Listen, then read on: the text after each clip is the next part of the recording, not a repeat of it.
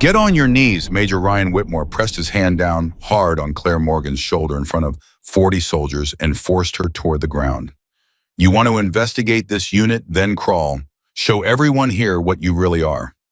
The room stopped breathing. Not one soldier moved.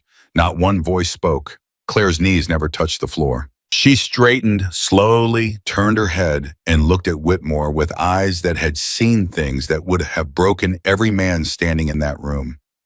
Her voice came out barely above a whisper. I've buried better men than you. Whitmore laughed. He had no idea those words were a warning. Subscribe right now. Drop your city in the comments.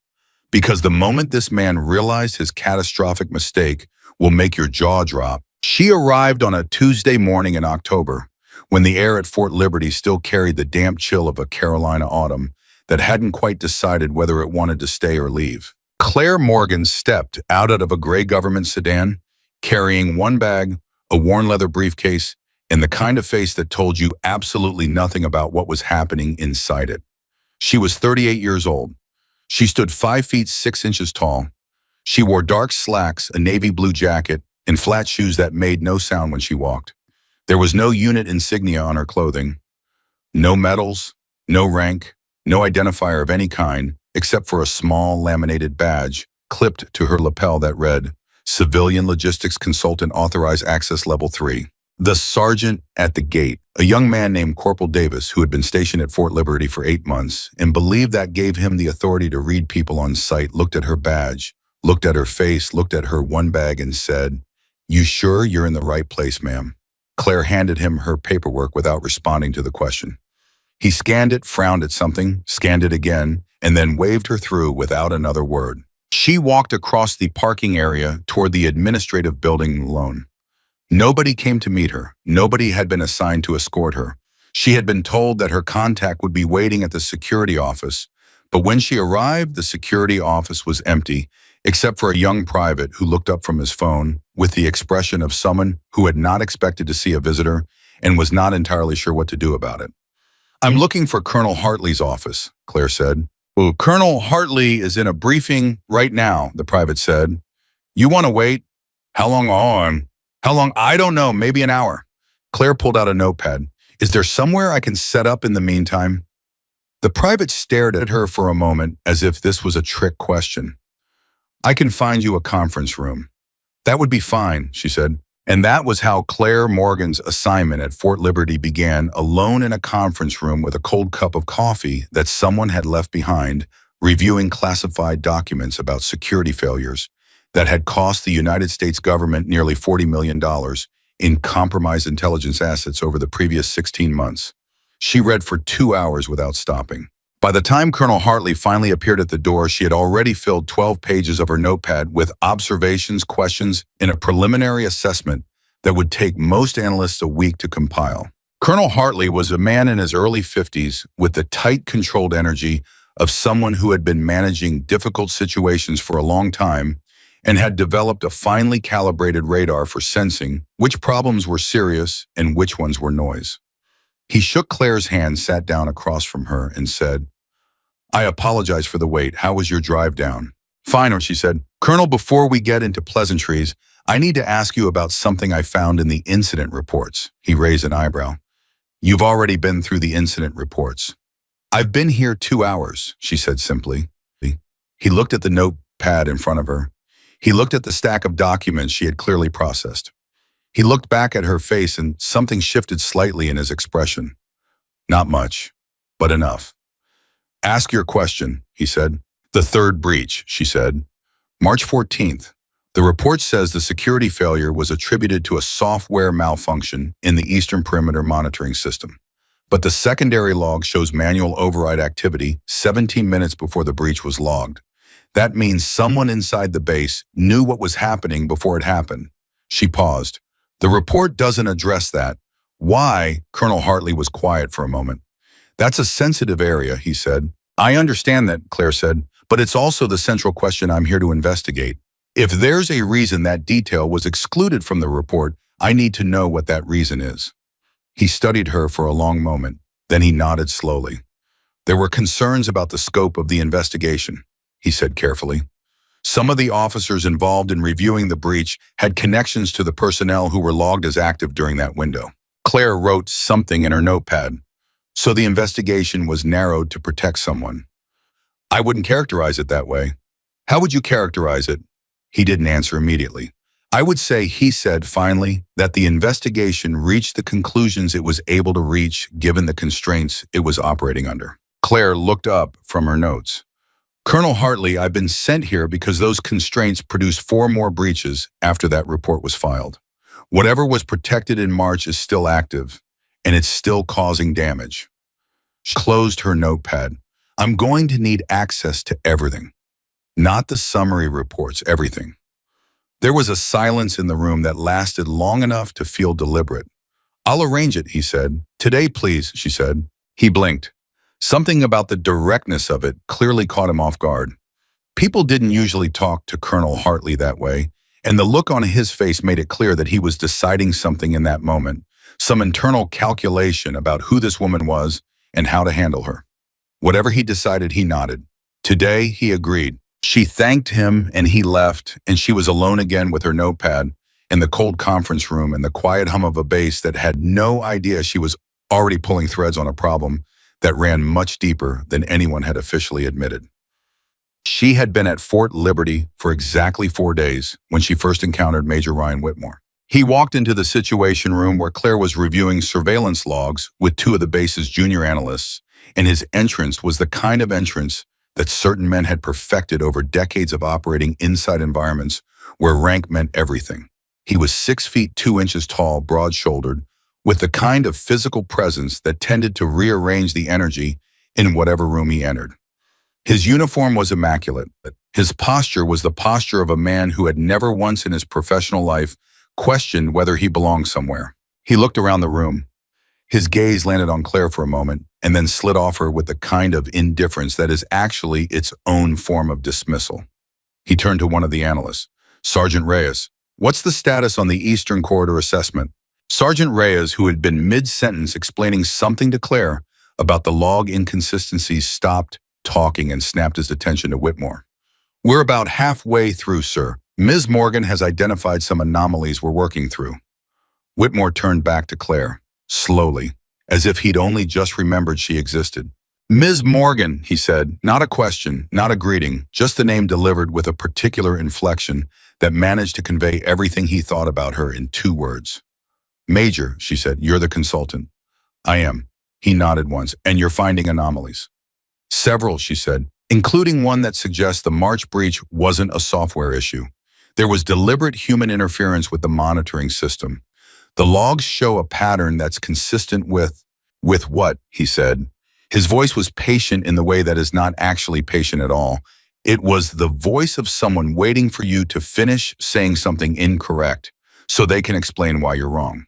With someone who knew the system's blind spots, she said. Someone who had worked with this infrastructure long enough to know exactly which window of time the automated verification would skip. He smiled, not warmly. Ms. Morgan, these are trained soldiers. They don't go through security systems like hackers in a movie. Whatever you're seeing in those logs, there's a simple technical explanation. I've ruled out the technical explanations, she said. Have you? Yes. He looked at the 2 analysts in the room. He looked at their faces, which had adopted the careful, neutral expression of people who didn't want to be caught taking sides. Then he looked back at Claire. I'm going to be honest with you, he said, because I think honesty serves everyone better than politeness in this environment. I've seen consultants come through here before. They look at data, they find patterns, they write reports, and then they leave, and the people who actually live and work here are left dealing with the mess that comes from half-understood conclusions drawn by people who don't know the context. Claire said nothing. I have 37 soldiers under my command, he continued. I know every single one of them. I know their histories, I know their capabilities, and I can tell you with confidence that whatever you think you found in those logs, it is not what you think it is. She waited until she was certain he was finished. Then she said, with respect, Major, the confidence you have in your personnel is admirable, but the logs don't care about confidence. They care about patterns. And the pattern I'm looking at right now has a human fingerprint on it that didn't come from a software glitch. She held his gaze steadily. I'm not here to embarrass anyone. I'm here because people's safety was compromised and the root cause was never properly identified. If your personnel are not involved, the investigation will confirm that. But it has to be a real investigation, not a protected one. The silence that followed was the kind that has weight to it. Whitmore looked at her for a long moment. Something moved across his face. Not anger? Not yet. Something cooler than anger. A kind of evaluation, the kind of look you give something when you're deciding how much of a problem it's going to be. Do what you need to do, he said finally, and walked out. Sergeant Reyes let out a breath so small it barely qualified as a sound. The other analyst, a young woman named Corporal Stanton, kept her eyes very carefully on her screen. Claire turned back to the logs and kept working. The thing about Fort Liberty was that it had its own ecosystem, the way all military bases do, a self-contained world with its own hierarchies and loyalties, and unspoken rules about who mattered and who didn't. And in that ecosystem, Whitmore was at the top of the food chain in a way that Colonel Hartley technically outranked him, but practically didn't quite manage. Whitmore had been at Fort Liberty for 6 years. He had built relationships, earned loyalties, created a network of people who owed him things or believed in him or were simply afraid of what happened when he was unhappy. He was not a corrupt man in the obvious sense. He wasn't stealing money or selling information. He was simply a man who had been powerful for long enough that he had started to believe that his judgment was always correct and that challenges to his judgment were not honest disagreements but personal attacks. Claire had worked with men like him before. She had worked with them in environments where the stakes were much higher than a congressional review in a security assessment. She understood how they thought, what they were afraid of, what made them lash out, and what made them careful. She had learned over many years and in many difficult places that the most dangerous thing you could do with a man like Whitmore was show him that you were not afraid of him. Not because it made his back rion, it never made them back fichon, but because it told him that you were a real threat. And real threats required real responses. She was very careful in those first days to let him believe that she was something less than what she was. She asked questions that sounded uncertain. She made small tactical mistakes in meetings, the kind of mistakes that looked like inexperience, but were actually calibrated to let him believe he understood her level of capability. She accepted dismissals from junior officers without pushing back, noting everything and revealing nothing. The whole time she was building a picture, and the picture was more disturbing than even she had expected. On the 8th day, Sergeant First Class Marcus Webb found her. He was a man in his mid-40s with the weathered look of someone who had spent most of his adult life outdoors doing difficult things and had developed a deep contentment with the fact that most people didn't fully understand what those things were. He appeared at the door of her temporary office, knocked twice, and said, "Ms. Morgan, I heard you've been looking at the march logs." "Come in," she said. He sat down, placed his hands flat on the table, and said, "I was the duty officer the night of the March breach." She looked at him carefully. "I know." He nodded. This didn't surprise him. "Then you know my report matched the official version." It did. "It wasn't accurate," he said. The room was very quiet. Somewhere outside, you could hear the faint sound of a training exercise in progress, the organized chaos of soldiers moving through drills, the distant commands and responses. "Tell me," she said. He took a breath. "I was on the floor at approximately 2200 when I got a call from the monitoring station. The duty sergeant told me the east system was showing a glitch and they were running a manual reset. Standard procedure. I authorized it and logged it. 40 minutes later, the breach was detected." He paused. "But when I went back to review the logs the next morning, the call I received wasn't in the system. There was no record of the call from the monitoring station. The log showed the manual override initiated from a different terminal, a terminal that was supposed to be inactive that night." "Who was logged as the operator on that terminal?" she asked. He looked at her. "Sergeant First Class Webb," she said. "I need you to say it out loud." "The terminal was logged under my credentials," he said, "but I never touched it. I was on the main floor the entire time. I had witnesses. But when I reported the discrepancy to the chain of command, I was told that the investigation had already concluded it was a software anomaly and I should let it go." "Who told you to let it go?" He pressed his lips together. "Major Whitmore." Claire wrote nothing. She didn't need to write it down. She had already known on some level for 3 days. The shape of what she was looking at had been becoming clearer for days. What Webb was telling her wasn't a revelation, it was confirmation. "Are you willing to put this in a formal statement?" she asked. "That's why I'm here," he said. She looked at him for a moment. "This will not be easy," she said. "Once this statement exists, everything changes. You understand that?" "Yes," he said. "You've thought about this." "I've thought about nothing else for 7 months," he said. "I reported what I saw through the proper channels and I was told to drop it. 4 more breaches happened after I dropped it. I'm done dropping it." She nodded slowly, reached into her briefcase and pulled out a formal statement form, slid it across the table to him. He picked up the pen she offered and he started writing. She was careful about what she did with the statement. She didn't file it immediately. She didn't mention it to Colonel Hartley. She didn't let anything change in her behavior or her routine that would signal to anyone watching that something significant had shifted. She filed it in a secure digital archive that existed outside the base's internal network, a system accessible only through her own encrypted credentials on a server that had nothing to do with Fort Liberty's infrastructure. And then she kept working. She interviewed 3 more soldiers over the following week. 2 of them confirmed pieces of Webb's account from different angles. The third gave her something she hadn't expected: a name, a contractor who had worked at Fort Liberty during the period of the breaches, a man who had left the base 2 weeks after the March breach with a formal clearance from Major Whitmore's office. She was sitting in the temporary office at 11 o'clock at night when she found the contractor's file and realized that the clearance paperwork had a signature that didn't match the officer who was supposed to have signed it. She sat very still for a moment. Then she took a photograph of the document with her personal encrypted device and sent it to a secure account. The response came back within minutes. Just 4 words from a contact she trusted completely. 4 words that told her this was bigger than a security assessment. 4 words that told her the reason those breaches had never been properly investigated was because someone very close to them had been making sure they wouldn't be. The 4 words were, "Don't move, I'm coming." So no. The next morning, Whitmore came to her office. He didn't knock. He simply opened the door, stood in the frame, and looked at her with an expression that had changed from the cool assessment of their first meeting to something harder. "I've been hearing things," he said. "About," she asked, "about you asking questions.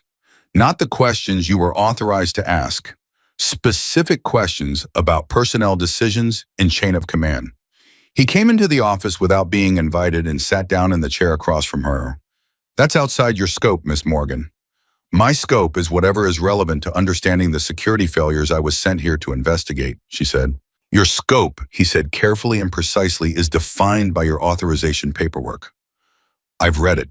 It does not include interviewing my soldiers without my knowledge." "I didn't interview anyone without their consent," she said. "That's not what I said." "It's what's relevant," she said. His jaw tightened almost imperceptibly. "I want to be very direct with you," he said. "There are people on this base who will tell you things. Not because those things are true, but because they're unhappy with decisions that have been made, and they see an outside consultant as an opportunity to cause problems. You're being used. And if you file a report based on grievances dressed up as evidence, you will have done serious harm to this unit and to these soldiers for no justifiable reason." Claire looked at him for a long time. "Major Whitmore," she said, "I've been doing this work for a long time. I know the difference between a grievance and a pattern. What I'm looking at right now is a pattern." She folded her hands on the desk. "And the pattern is going to end up in my report, every piece of it." He stood up. The movement was controlled, deliberate, but something underneath it was not. "You don't know what you're doing," he said. "I know exactly what I'm doing," she said. He looked at her one more time and walked out. She worked late every night for the rest of that week. She was careful. She was methodical. She backed everything up. She kept nothing important on the base's systems. But she was aware in the careful, alert way that you become aware of certain things when you have spent years in environments where awareness is survival, that something was shifting around her. Small things, a file she had left in a specific position in her briefcase that was in a slightly different position when she returned to the room. A conversation that stopped when she walked into a hallway. A look exchanged between 2 soldiers that ended the moment they noticed her noticing. She said nothing about any of this. She changed the position of nothing. She altered no routines. She simply filed the observations in the part of her mind that she had trained over many years to hold information without acting on it until the right moment. Because that was the thing about the kind of work Claire Morgan had been doing since she was 24 years old, and had first walked into a briefing room in a country she wasn't allowed to name and been told that she had 24 hours to identify a threat that 3 teams of trained professionals had failed to find. The work was never about being the loudest voice in the room. The work was about being the last person standing when everything else had fallen apart. And she had been the last person standing before, more times than she would ever be allowed to talk about, more times than she had ever wanted to count. On a Thursday evening, 14 days into her assignment, Sergeant Reyes found her in the hallway outside the records office and pulled her to the side with a look on his face that she had not seen from him before. He was a careful young man, measured and professional, and the look he wore now was the look of someone who had crossed an internal threshold and wasn't sure yet if they were on the right side of it. "Ms. Morgan," he said low and fast, "I need to tell you something." "Tell me," she said. "There's a meeting tonight, not official. Major Whitmore called some people together." He paused. "He's been asking questions about you, personal questions, about your background, your credentials. He called someone at the Department of Defense this afternoon." She absorbed this without any visible reaction. "What's he asking for?" "I think he's trying to find something he can use to challenge your authorization," Reyes said. "He told Lieutenant Garza this morning that he thinks you were sent here to manufacture a problem that doesn't exist. He used the word planted. He said someone planted you here to build a mace against specific personnel." She nodded slowly. "Ms. Morgan," Reyes said, and there was something in his voice now that was not quite fear, but was in the same neighborhood. "Is any of that true?" She looked at him. "Do you know why I was sent here, Sergeant?" "To investigate the breaches," he said. "That's right. And in 14 days, I have found evidence of at least 3 significant security failures that were not caused by software malfunctions. Evidence of at least 1 personnel decision that may have been used to move a compromised contractor off this base before an investigation could reach him, and evidence that a formal witness account was suppressed through informal pressure from within this unit." She let that settle for a moment. "Does any of that sound like manufacturing a problem that doesn't exist?" Reyes was quiet. He looked at his shoes, then he looked back at her. "No," he said. "Then you have your answer," she said. "Thank you for telling me about the meeting. Now please go about your evening as if this conversation didn't happen." He nodded, walked away, didn't look back. Claire stood alone in the hallway for a moment, with the sound of the bass settling into its evening rhythms around her, and she thought about the 4 words she'd received 4 nights ago, and the contact who had said they were coming, and the timeline she was working against. Then she turned and walked back to her office. There was still work to do. The things she had not told Sergeant Reyes, the things she had not told Colonel Hartley, the things she had not told anyone at Fort Liberty, was that the call she had received from her contact in response to the contractor's file had also included a piece of information that changed the shape of everything she thought she was investigating. The contractor the man Whitmore had cleared with a forged signature 2 weeks after the March breach had surfaced in a separate investigation, run by a different office in a completely different part of the government. He had surfaced as a known intermediary, a man who moved between worlds that were not supposed to touch each other. And the evidence in that separate investigation pointed back to Fort Liberty, back to the period of the breaches, back with a precision that could not be coincidence to a window of time that overlapped almost perfectly with the dates on Major Ryan Whitmore's command log. This was no longer just a security assessment, and Claire was no longer just a consultant, but she needed more time. She needed 3 more days to pull the final pieces together, to build a record solid enough that it couldn't be dismantled, to document everything in a way that would survive whatever came next. 3 days. She didn't get them. No. Because on the second day after Rhea's warning in the early afternoon, her office door opened without a knock, and Major Ryan Whitmore walked in with 2 soldiers behind him.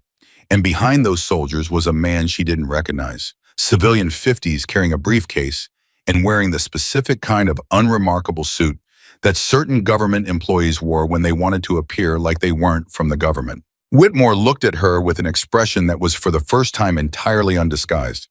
"Miss Morgan," he said, "I'm going to need you to close your laptop and step out of this office." She looked at the man in the suit. then back at Whitmore. On whose authority, she said. Whitmore placed a document on her desk. She looked at it without touching it.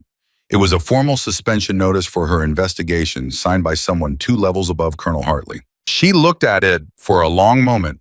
She thought about the secure server outside the base network. She thought about the 12 pages of notes from her first day. She thought about Webb's statement and the photographs of the contractor's file and the pattern in the logs that she could reconstruct from memory alone if she needed to. Because she had that kind of memory, the kind that was trained and tested and had never once failed her when it mattered. She closed her laptop. She stood up. She picked up her briefcase. She looked at Major Ryan Whitmore with the calm expression that he had been misreading since the first day she arrived, and she said very quietly, "You should have let me finish." And she walked out. She was 3 steps down the hallway when she heard the man in the suit say behind her to Whitmore, "Who is she?" And she heard Whitmore say with complete and total confidence, "Nobody important, just a consultant." She kept walking. She did not smile, but she came very close because the man in the suit, she now understood with absolute certainty, was not working with Whitmore. He was watching Whitmore, and he had just asked the right question. The next question would be hers to answer. And when she answered it, everything in that building was going to change.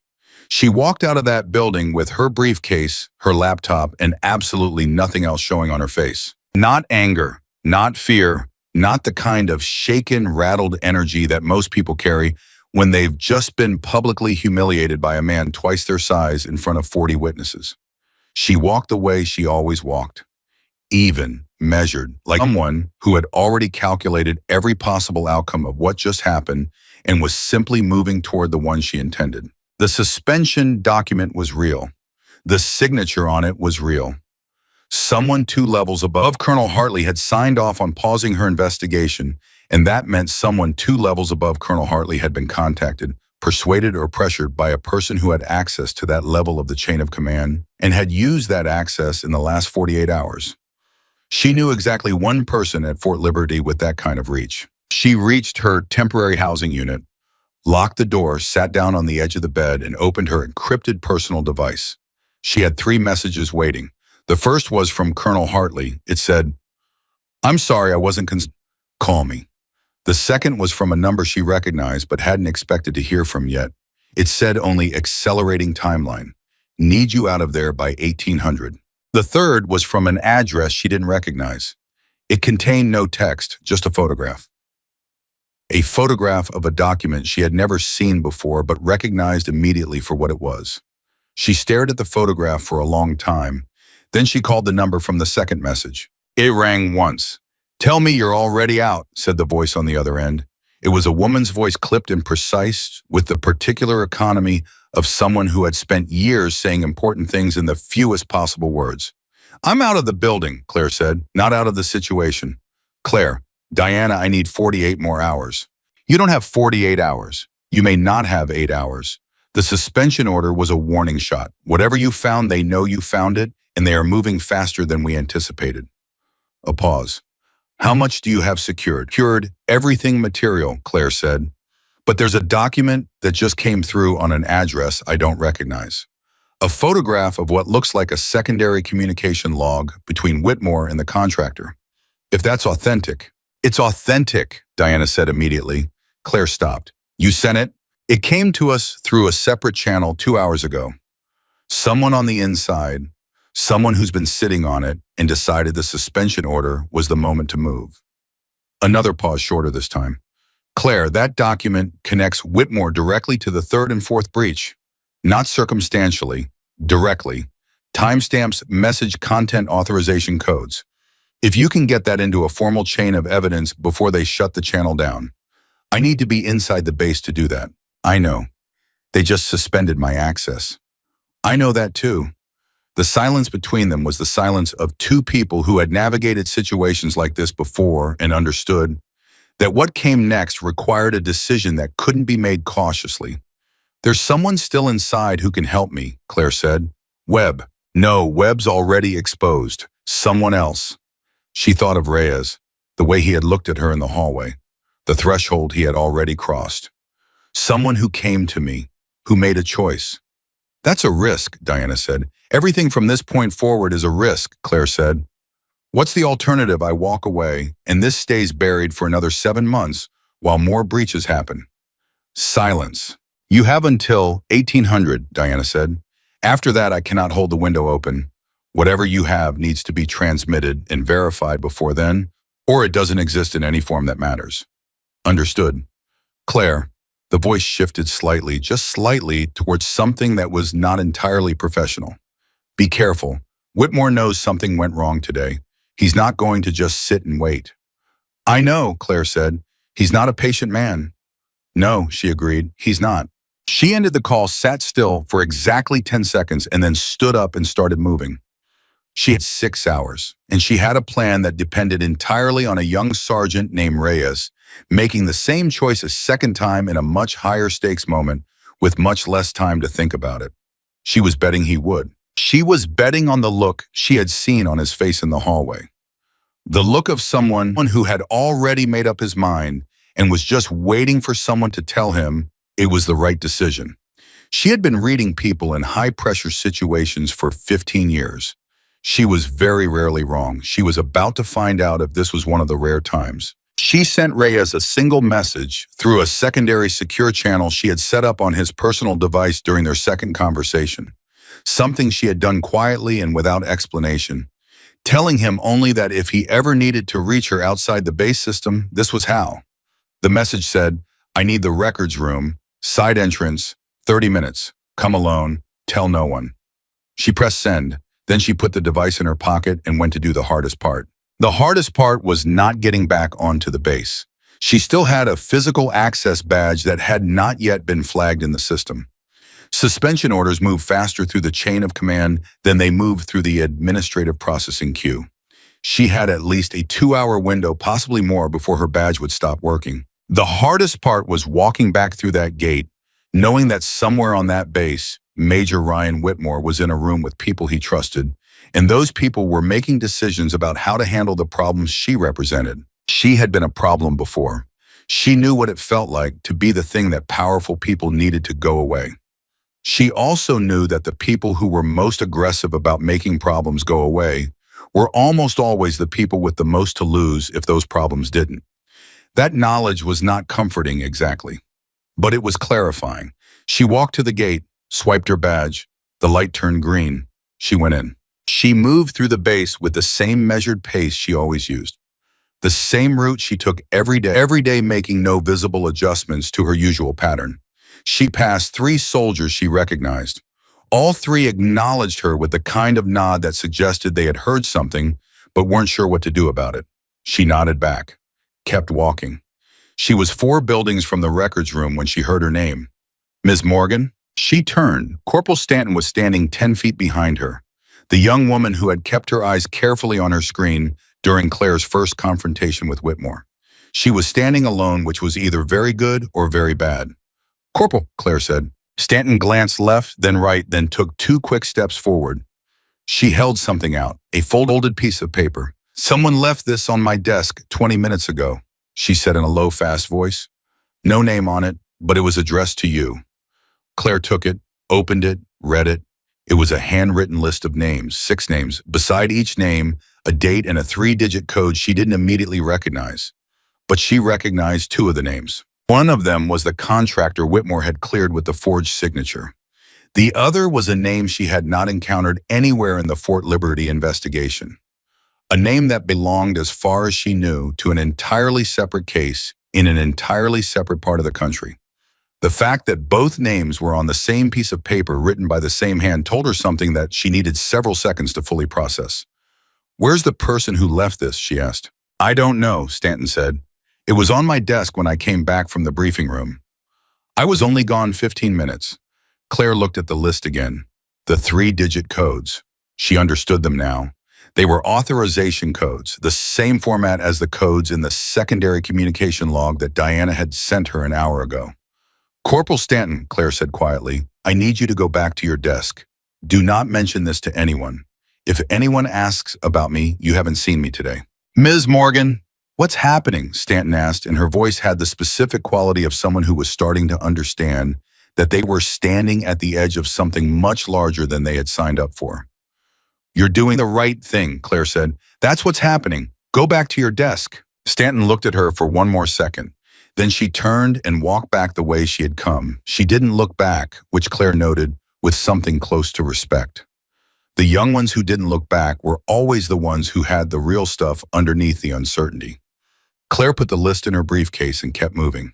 Reyes was already at the side entrance of the records room when she arrived.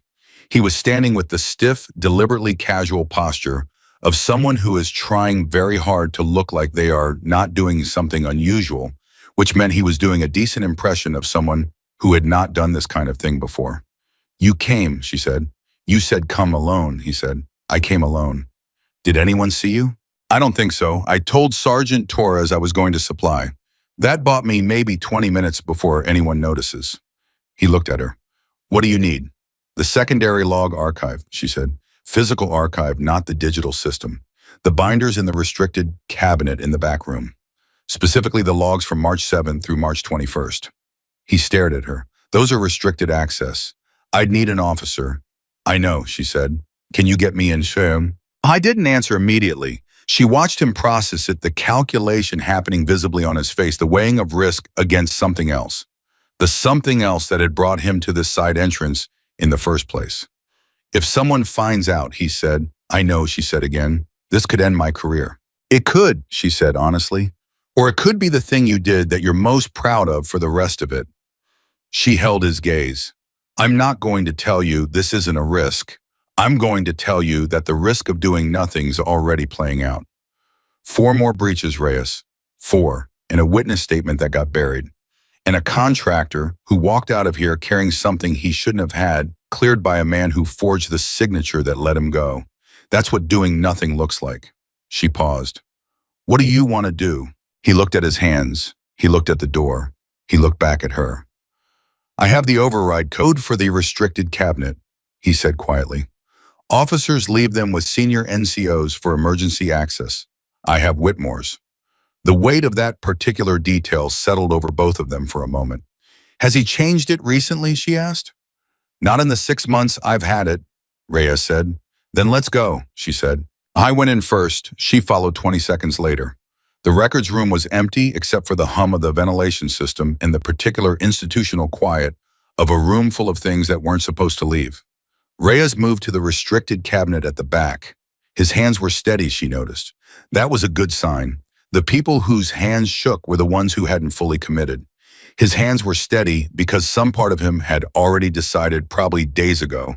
Maybe the night she had stood in the hallway and told him the pattern she was looking at was real. The cabinet opened. She pulled the March binders, sat down on the floor with them because there was no table cleared and the floor was faster, and started photographing pages with her encrypted device. Systematically, page by page. Every page that covered the window from March 7th through March 21st. Reyes stood by the door and watched the hallway through the narrow window. "How much time?" she asked. 15 minutes, he said, "maybe." She photographed faster. She was on the 3rd binder when she found it. It was a single entry, 6 lines long, logged at 22:17 on March 14th. The date and time that Webb had described.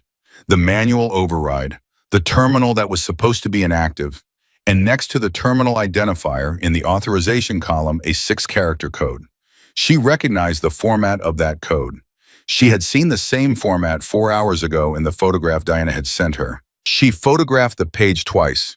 Then she photographed the surrounding pages for context. Then she closed the binder, replaced all 3 in the exact positions she had found them, and stood up. "Done," she said. Reyes let out a breath. "We need to go." "Separately," she said. "You first. Give it 2 minutes." He looked at her. There was something on his face that wasn't quite fear and wasn't quite pride and was somewhere in the complicated space between 2 things that felt contradictory but were actually part of the same thing. "Ms. Morgan," he said, "what you're doing? I've been watching you for 2 weeks. The way you work, the way you handle these people."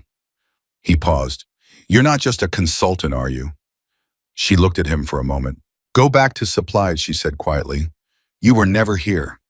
He held her gaze for one more second. Then he nodded once, the nod of a man who had gotten the answer he expected, even if it wasn't the answer he'd asked for. and he went out the door.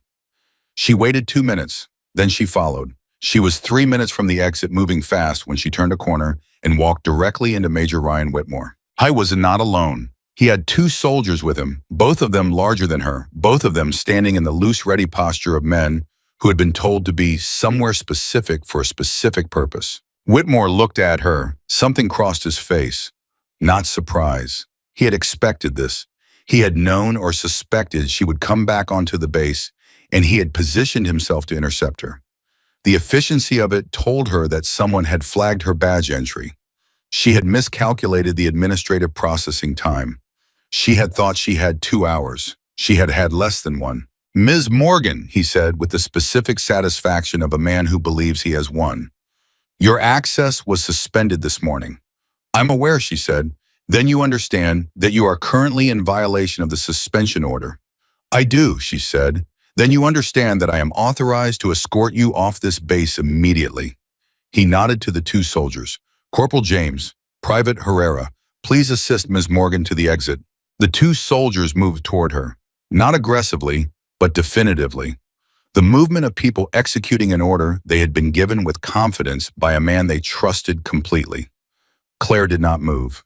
She stood very still and looked at Whitmore past the shoulders of the two soldiers moving toward her. She had 3 seconds, maybe 4, before this became a physical situation, and she needed to make a choice about how to handle those 3 seconds.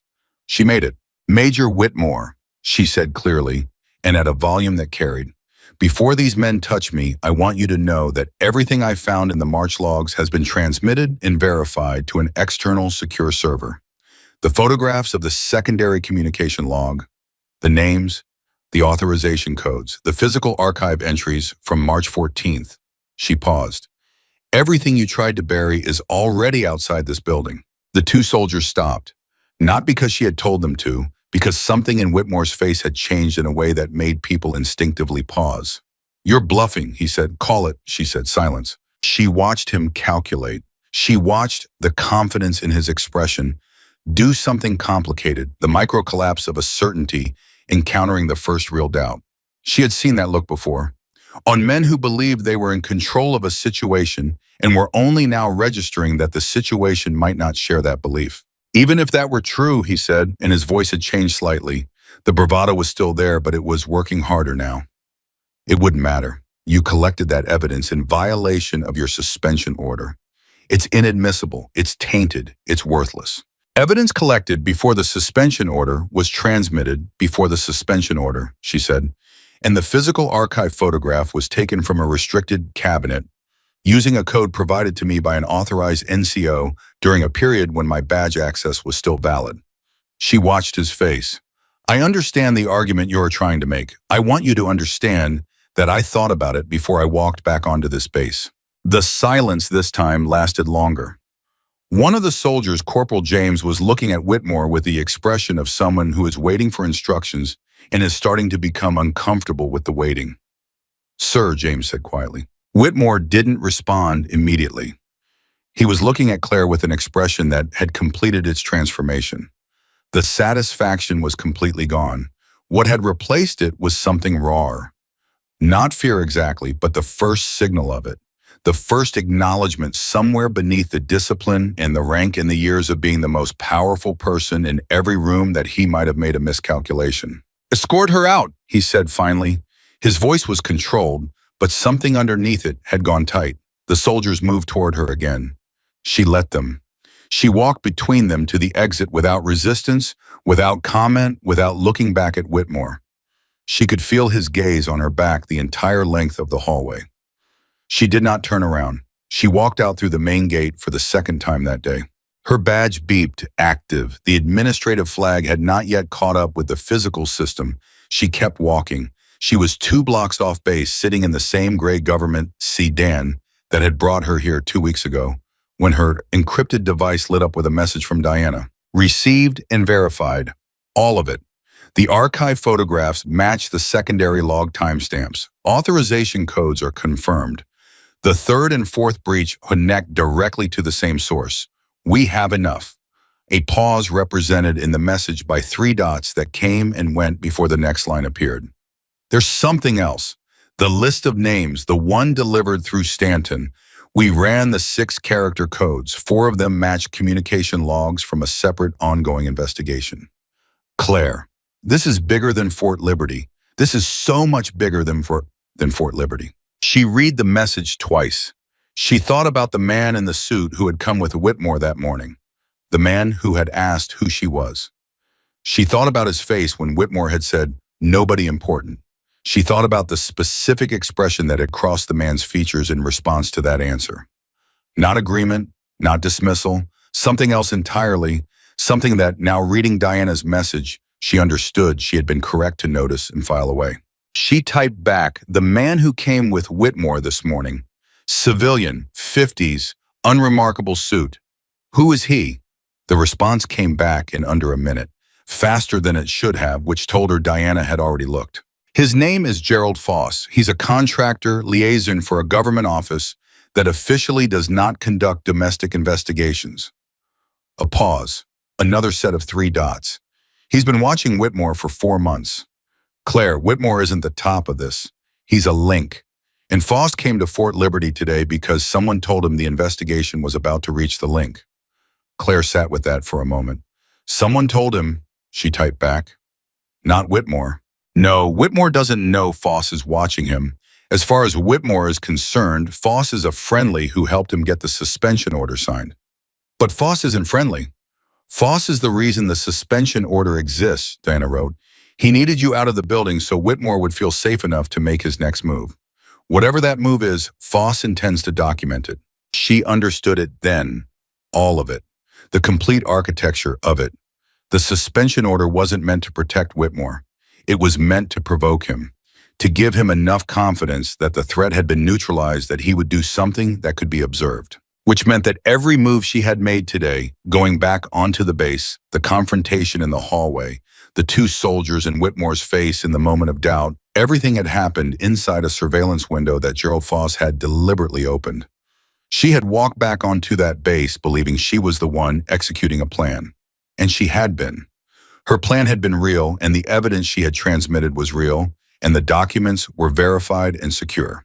But she had also been, without knowing it, the thing that drew Whitmore out of his careful defensive posture and made him visible. She thought about the 5 words she had said to him that morning, the words that had drained the color from his face. She had said, "I know what you did." She had meant it as a statement of fact, a warning, a signal that the walls were closing. But Whitmore had heard it as an ultimatum, and ultimatums made men like Whitmore react instead of calculate. That reaction was what Foss had been waiting for. She typed one more message to Diana. "Is Foss going to move on Whitmore today?" "He's waiting for one more thing," Diana wrote back. "He needs Whitmore to make contact. There's a communication they have been monitoring, a channel they believe Whitmore uses to pass information. They need him to use it. He hasn't as long as your investigation was active. You were too close. The risk was too high." "But now he thinks I'm gone," Claire said. "Yes. How long will he wait?" "Foss thinks tonight," Diana wrote. "Whitmore is scared enough to reach out and confident enough to think the threat is past. That's the window."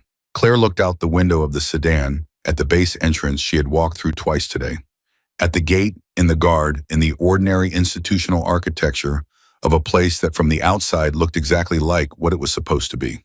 "Diana," she typed, "I need to know something. The person who sent the list through Stanton, the person who's been sitting on that information and chose today to move. Who is it?" The response took longer this time, long enough that she had started to wonder if Diana was going to answer at all. "Then you're going to find out, but not from me, not yet. When this is over, that person is going to tell you themselves." She stared at the message for a long time. Someone inside Fort Liberty had been watching Whitmore longer than anyone else. Someone who had access to the kind of documentation that took months to compile. Someone who had stayed silent through 4 breaches and had chosen today, specifically today, the day Claire Morgan walked out of that building for the 2nd time, at the moment to hand over the thing they had been holding. She thought about who she had met in the last 2 weeks. She thought about the ones who had looked at her the way people look at someone they're trying to decide whether to trust. She thought about the ones who had been just slightly too careful, just slightly too precise in what they said and didn't say. She thought about Colonel Hartley's first message. the apology, the admission that he hadn't been consulted. She thought about something he had said in their very first meeting, which she had filed away and not yet retrieved. He had said, "I'll arrange it." He had said it about giving her access. But the speed with which he had said it and the way he had looked at her when he said it, as if the request itself was something he had been waiting for someone to make. She thought about that now with entirely new context. And she thought not him, not Hartley, someone else. Someone who had been at Fort Liberty longer than Hartley. Someone who had watched the breaches happen from a position close enough to see the details and far enough from Whitmore to still be trusted. Webb. She had assumed Webb was the person who had simply finally come forward because she had given him the opening. But what if Webb had done more than give a statement? What if Webb had been the one who made sure Stanton's desk was accessible? Who knew which corporal could be trusted to deliver a piece of paper without asking too many questions? She had a lot of questions, and she was no longer officially on the investigation. But the evidence was secure. The transmissions were verified. The window was open and Gerald Foss was watching, and somewhere on the other side of that gate, Major Ryan Whitmore believed the threat had been neutralized. She sat with all of that for a long, quiet moment. Then she picked up her encrypted device one more time and sent a final message. Not to Diana. To the number she had given Reyes, she sent it knowing that he would read it and knowing that what she was asking him was not a small thing. She sent it because she had been right about him in the hallway, and she trusted herself to be right about him now. It said, "You asked me if I was more than a consultant. I'm going to tell you the truth. Watch the base communications tonight, all channels. If anything gets logged from Whitmore's office after 2100, don't touch it. Don't delete it, and don't let anyone near it. Just preserve it. That's all I need. Just preserve it." She put the device in her pocket. She looked at the gate. She thought about Whitmore sitting in his office right now, believing the problem had been escorted off the base. She thought about the 5 words she had said to him that morning. Then she thought about the 5 words she should have said instead. Not a warning, not a signal. A simple statement of fact that she had known from the moment she walked onto this base and would still be true long after tonight was over. The words were, "You were never in control." He didn't know that yet. By tomorrow morning, he would. Part 3, the night everything broke open. The message to Reyes sent at 16:42. She knew because she checked the timestamp twice the way she always checked things twice, the habit of a person who had learned in the most unforgiving classrooms imaginable, that the difference between a detail you verified and a detail you assumed could be measured in lives. She sat in the sedan for another 4 minutes after sending it, not because she was uncertain, because she was giving herself 4 minutes to be certain that she wasn't uncertain. That was a distinction she had learned to make a long time ago in a different country, in a different kind of danger, when a mentor she had trusted completely had told her that the most dangerous moment in any operation was not the moment of maximum threat, but the moment when you believed the hard part was over. The hard part was not over. She got out of the sedan and walked to the motel 3 blocks from the base where she had kept a secondary room under a name that was not Claire Morgan, paid in cash, checked in under a driver's license, that was real and legal and belonged to a version of her identity that existed in a system very few people had access to. She had learned to do this not because she was paranoid, but because she had been in enough situations to know that preparation and paranoia looked identical from the outside and completely different from the inside. Inside the room, she set up her laptop connected to an encrypted VPN that routed through 3 servers in 3 different countries and opened the secure channel to Diana. "Talk to me," she typed. Diana's response came in under 30 seconds. "Whitmore hasn't moved yet. He's still in his office. Foss has eyes on the building. We're watching all outbound communication channels from the base, military and civilian bandwidth both." A pause. "There's something else." Webb came forward again. Claire's hands stopped moving over the keyboard. "When?" she typed. "An hour ago. He went directly to Colonel Hartley. Didn't go through Whitmore's chain, went around it completely." Another pause longer. "He gave Hartley a second statement, a fuller one. It includes something he didn't tell you." She felt a familiar pull of a story that was not finished being what she thought it was.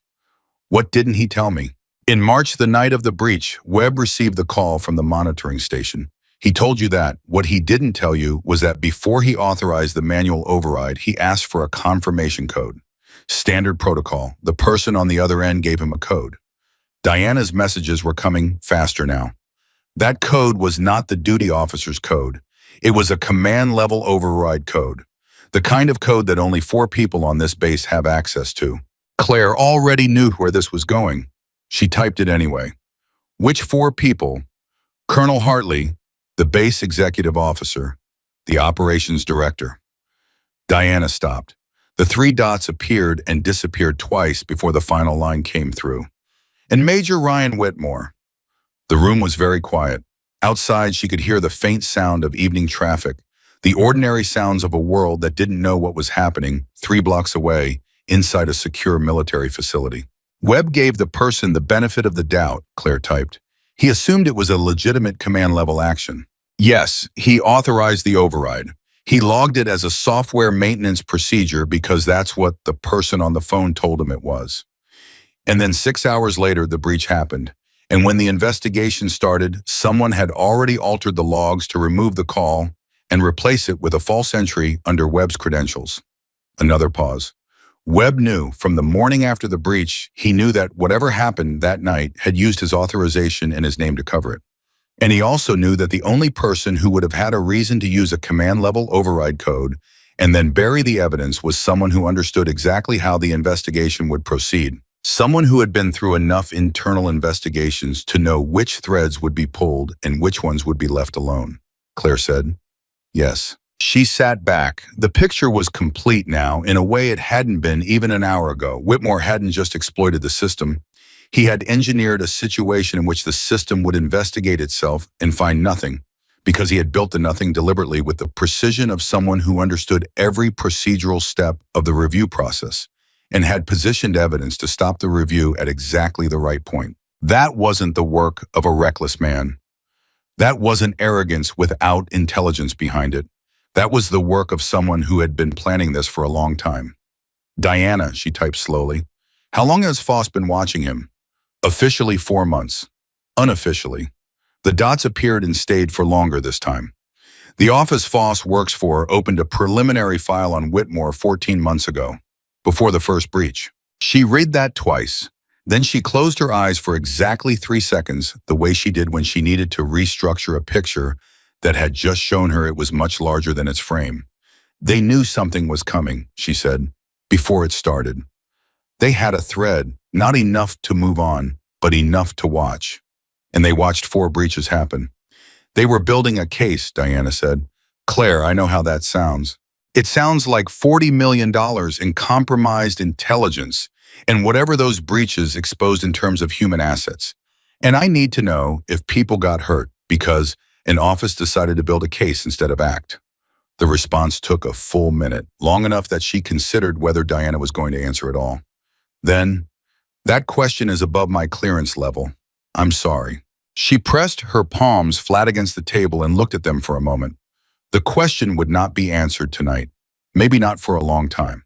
But it existed and it was real, and she filed it in the place where she kept things that needed to be returned to. Then she looked at the clock, 17:14. Less than 5 hours until Diana's window closed. What does Hartley do with Webb's statement? She typed. He's already escalated it. He went over the base executive officer directly to the inspector general's office 30 minutes ago. A pause. He also submitted a formal objection to your suspension order on the grounds that the order was requested by a subject of the investigation. Something moved through her. Not surprise. Recognition. The kind that comes when you have been trying to read someone and the last piece of the reading finally falls into place. Hartley had known longer than she had thought.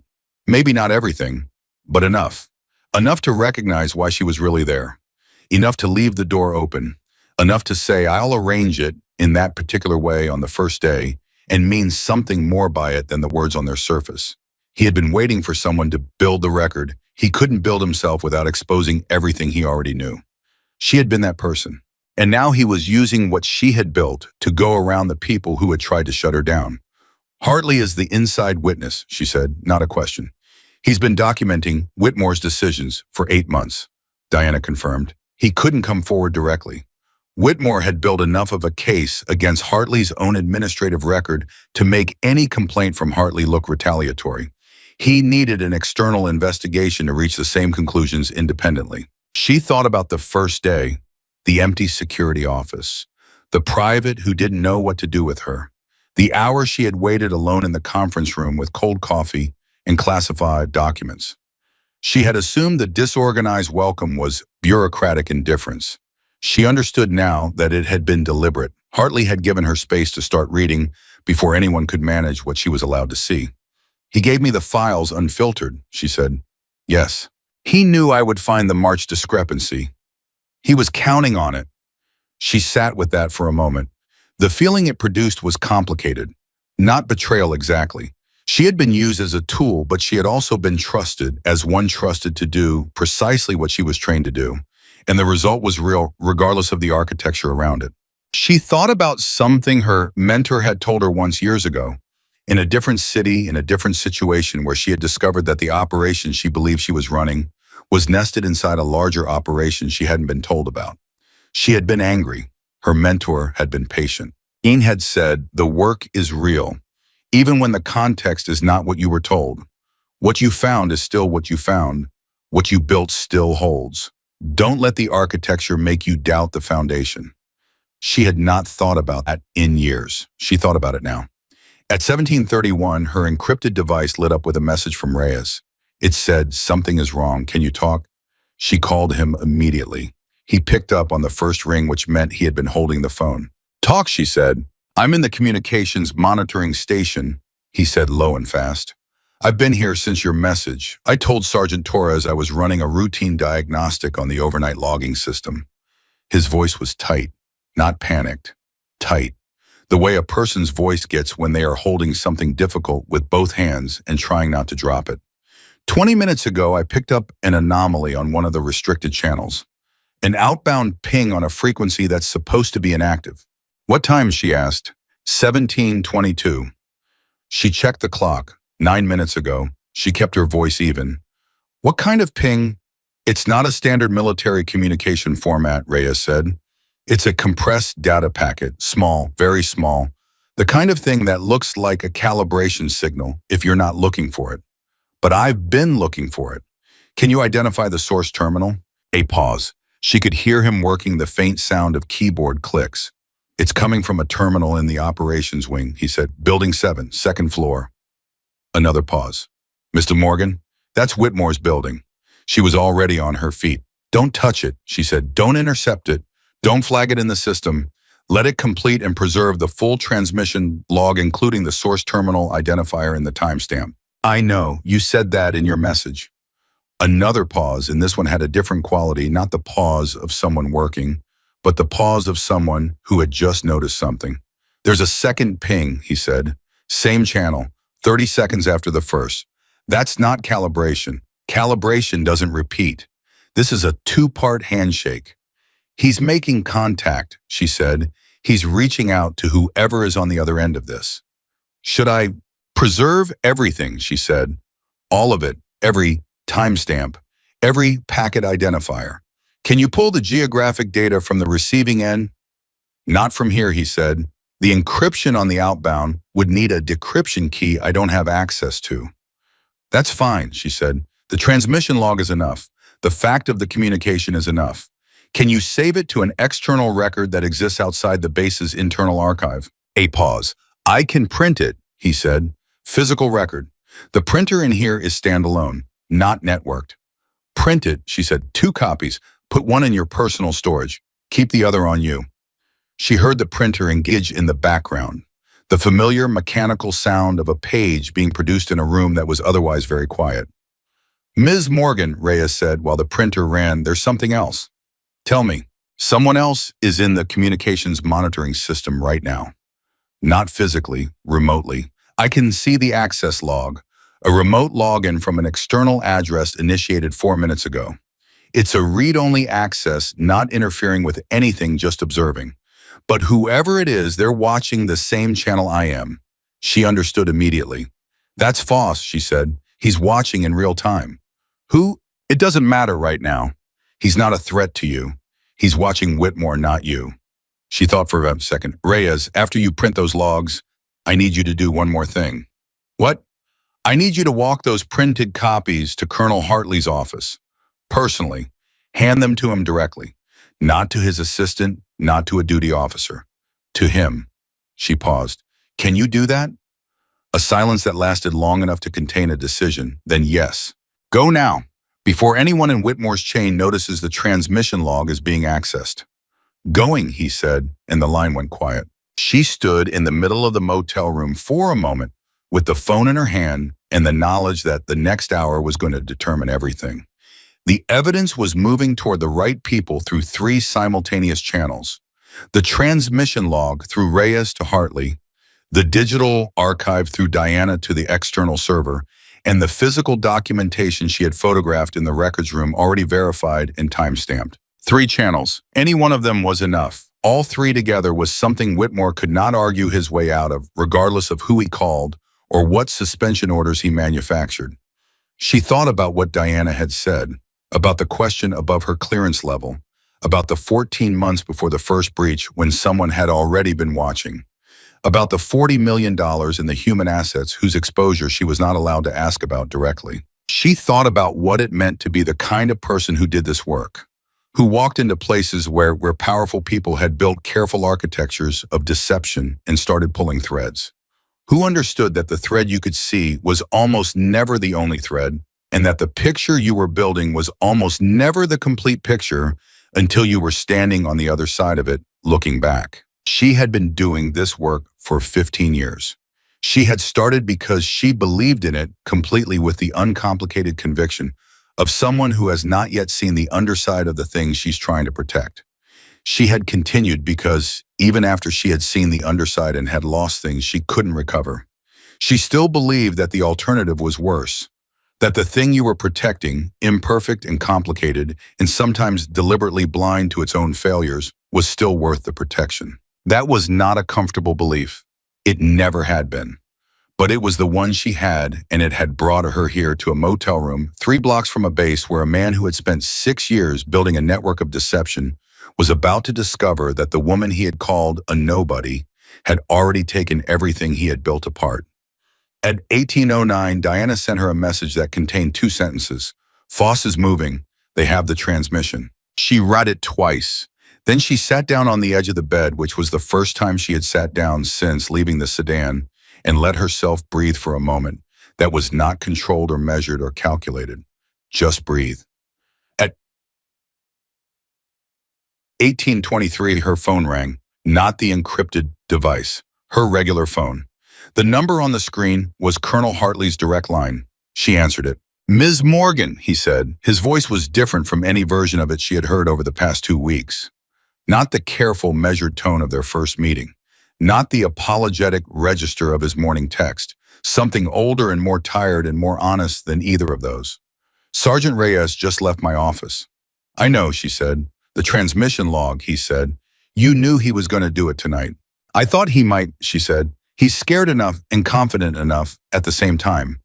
That's a combination that tends to make people move." A pause. "The Inspector General's office has been notified. Foss and his team are executing a formal detention order as of approximately 6 minutes ago." He stopped. "It's done, Ms. Morgan." She said nothing for a moment. "Are you all right?" he asked, which was not the question she had expected from him. "I'm fine," she said.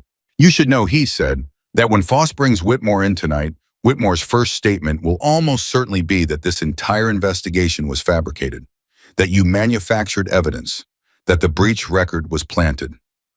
A pause. "He will say that with complete conviction because he is a man who has never in his life seriously considered that he might be wrong." "I know," she said. "The evidence will hold," Hartley said. It was not quite a question and not quite a statement. It was the voice of a man confirming something he needed to hear from the person who had built the thing he was confirming. "Every piece of it," she said. "Collected, transmitted, and verified before the suspension order was processed. Chain of custody is clean. Documentation is clean. There is no argument he can make that touches it." "Good," Hartley said quietly. Then after a pause, "I owe you an apology." "You don't. I put you in a situation without full information," he said. "I needed someone to build what I couldn't build. I knew who you were before you arrived. I knew what you were capable of. And I chose not to brief you fully because I was afraid that if Whitmore's surveillance picked up anything in our early communications that suggested a broader coordination, he would shut down before we had enough. Another pause. That was my calculation. I'm not certain it was the right one. She thought about what she had lost in the last 2 weeks in terms of time, strategic positioning, and the dangerous gap she had operated in without knowing its full shape. She thought about the moment in the records room when she had been working with an override code that could have been changed without her knowing. She thought about walking back onto a base under suspension with a badge that might have been flagged and wasn't. It worked, she said finally. The calculation worked. That doesn't make it the right one, but it worked. Yes, he said. Sir, she said. The question about what was exposed during the breaches, whether personnel were compromised, whether people were hurt.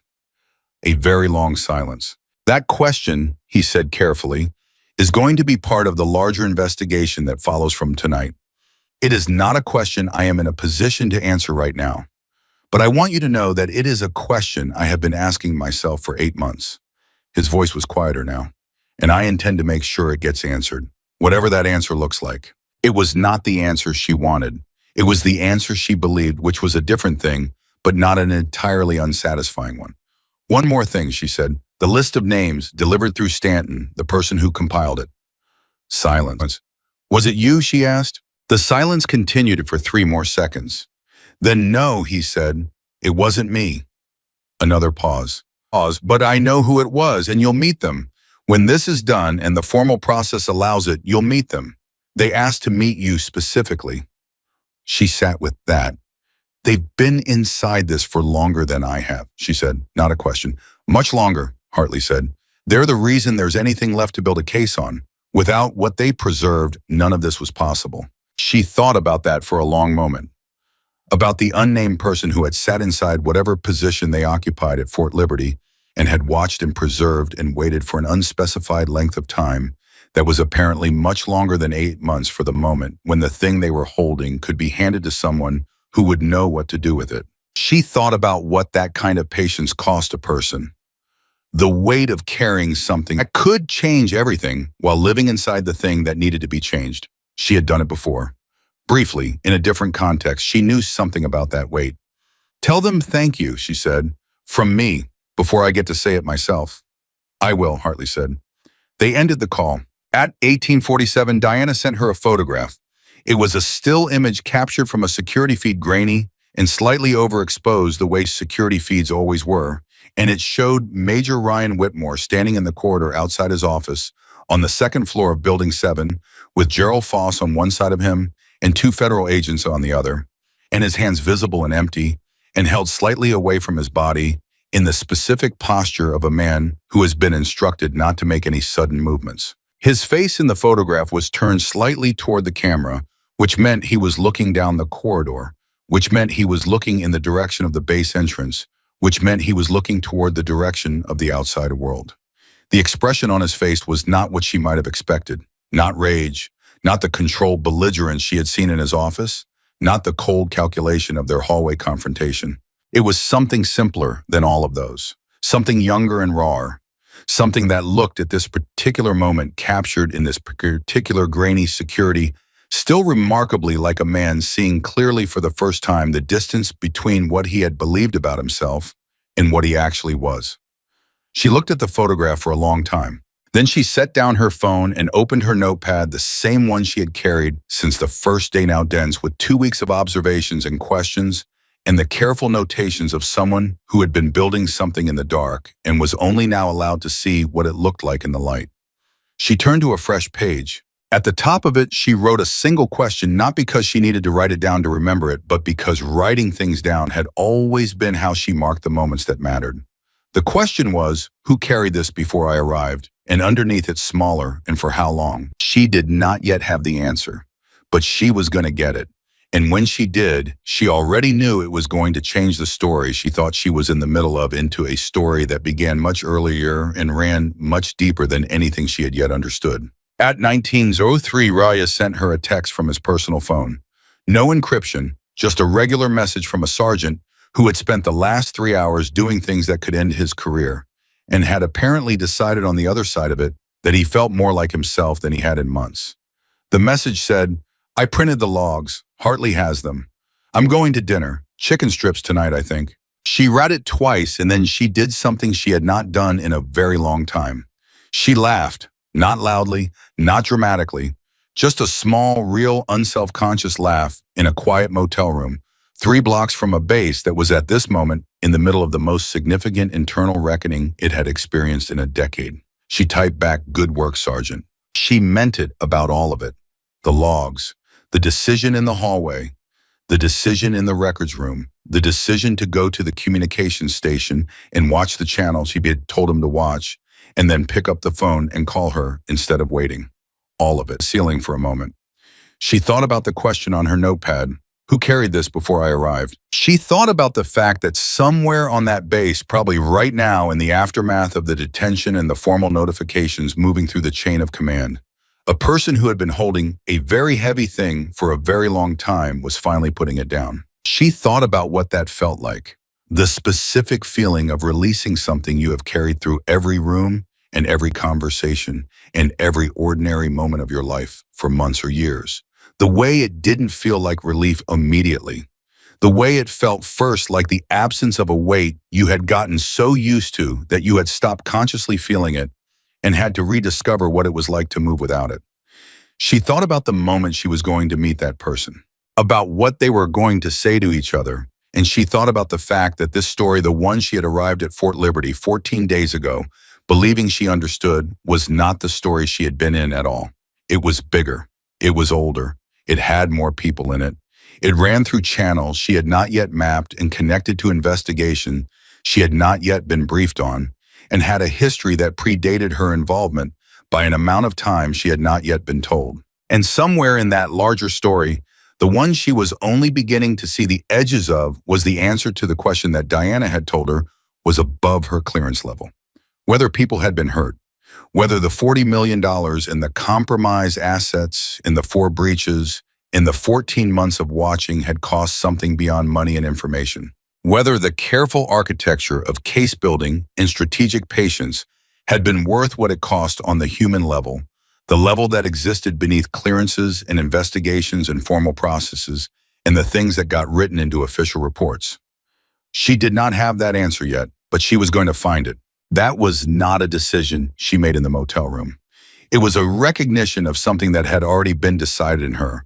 The way the most fundamental decisions always are at a level below the conscious mind, in the part of her that had walked into every difficult situation she had ever faced and walked out the other side still believing the work mattered. She picked up her notepad again, looked at the question she had written, added 3 words underneath the 2 she had already written. The full note now read, "Who carried this before I arrived and for how long I owe them." Then she turned to a new page and started preparing for the conversation that was coming. The one with Gerald Foss, the one where she was going to find out exactly how much bigger this was than Fort Liberty and what it was going to take to finish it. Gerald Foss called her at 2014. Not through Diana, not through an encrypted channel.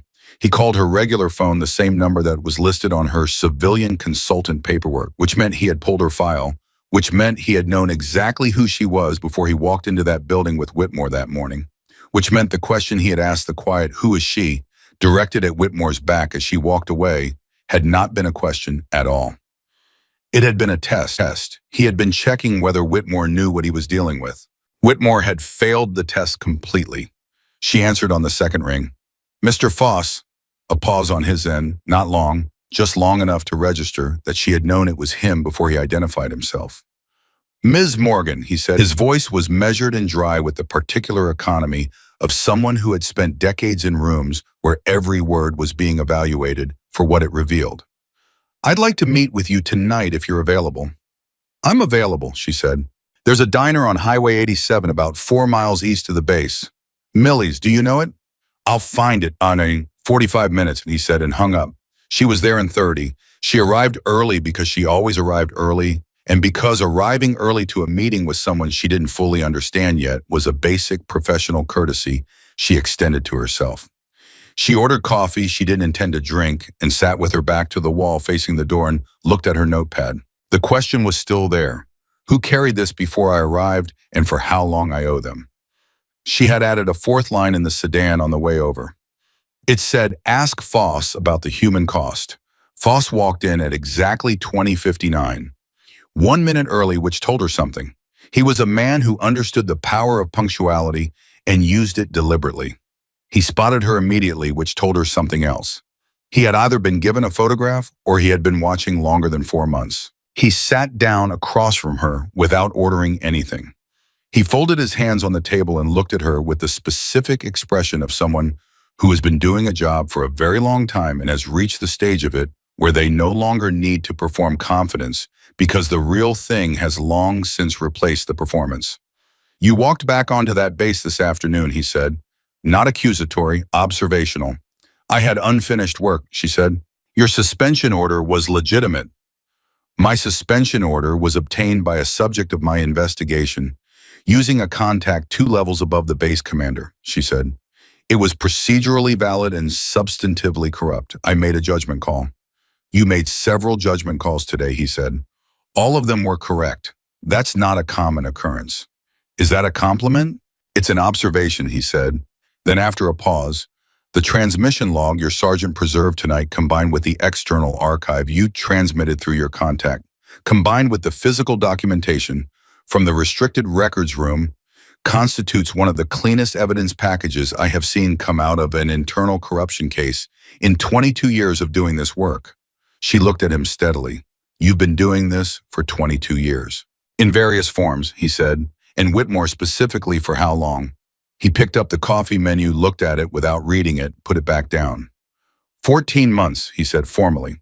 There was an earlier period of informal attention that I'm not going to put a number on tonight. Before the first breach, she said. He didn't confirm or deny it. He simply held her gaze in a way that was itself a kind of answer. Mr. Foss, she said, I need to ask you something directly, and I need a direct answer. Not a procedural answer, not a clearance level answer. Ask, he said. During the 14 months you were watching Whitmore, during the 4 breaches, were people hurt, not in terms of compromised data or financial cost? People, human beings who were exposed or endangered or lost because of what those breaches revealed to whoever was on the receiving end of Whitmore's transmissions. The diner was not quiet. There were other people, other conversations. The ordinary sounds of a Tuesday evening in a roadside place that had been serving the same menu since 1987. None of it touched the silence that existed specifically between the two of them in the 15 seconds after she asked that question. Yes, Foss said. One word, clean, no qualification, no procedural hedge, no redirection to the appropriate channels, just the word delivered with the weight of someone who had been carrying it and had decided in this specific moment to set it down in front of her. She absorbed it. She had expected it. Expecting something and hearing it confirmed were 2 different experiences, and she let herself feel the difference for a moment before she continued. How many, she asked. That question I can't answer tonight, he said. Not because of clearance. Because the full accounting isn't complete. The investigation into what was passed and to whom, and what happened as a result of what was passed is still active. We are still finding the edges of it. He paused. What I can tell you is that the number is not small. She nodded slowly. She looked at her coffee. She looked at the notepad in front of her. She looked back at him. Then I need to understand something about the timeline, she said.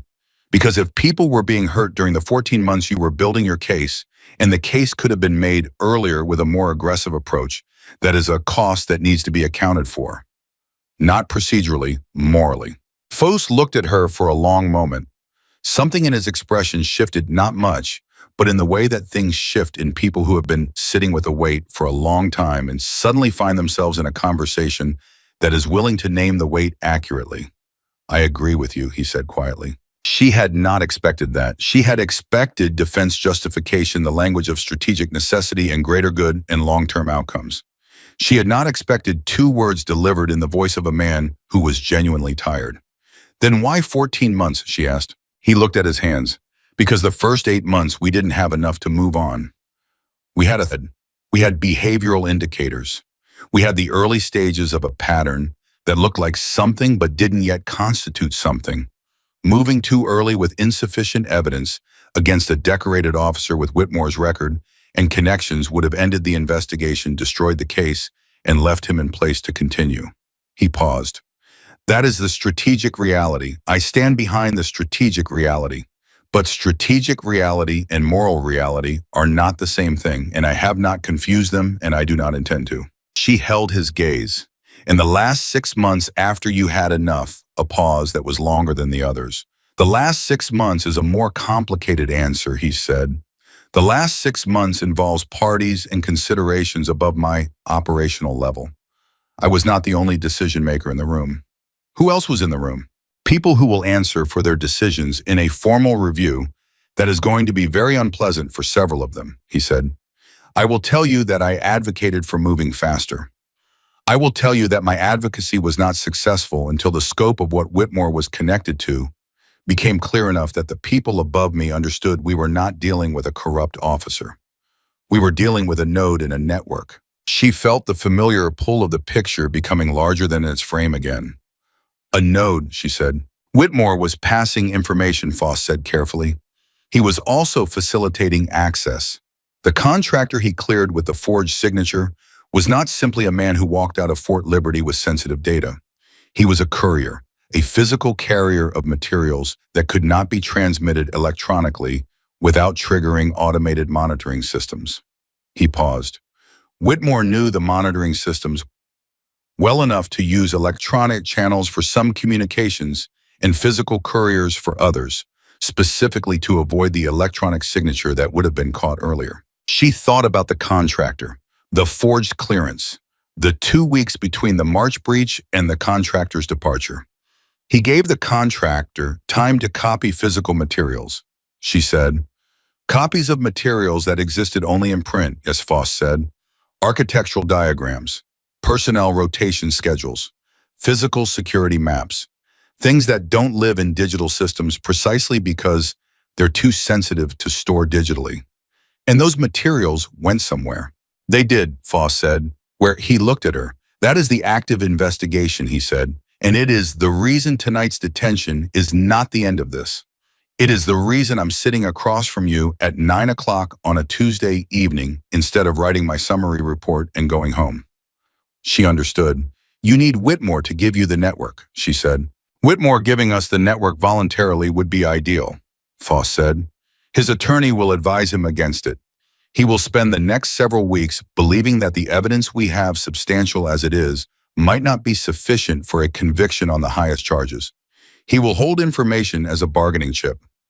A pause, which is where you become relevant again. She looked at him. I'm suspended. Your suspension is being rescinded, he said. Hartley filed the formal objection at 1831.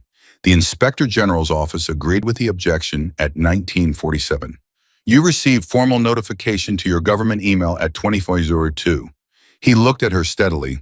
You may not have checked your government email. I've been in transit, she said. Of course, he said with the first trace of something that was not quite a smile, but was in its general neighborhood. She pulled out her phone, checked the government email. The notification was there.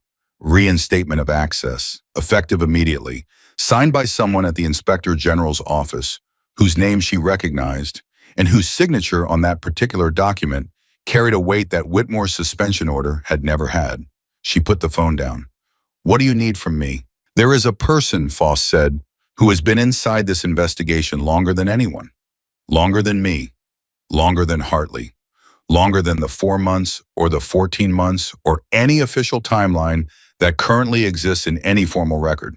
He paused. This person is the reason we have the level of documentation we have. The reason the 6-name list exists.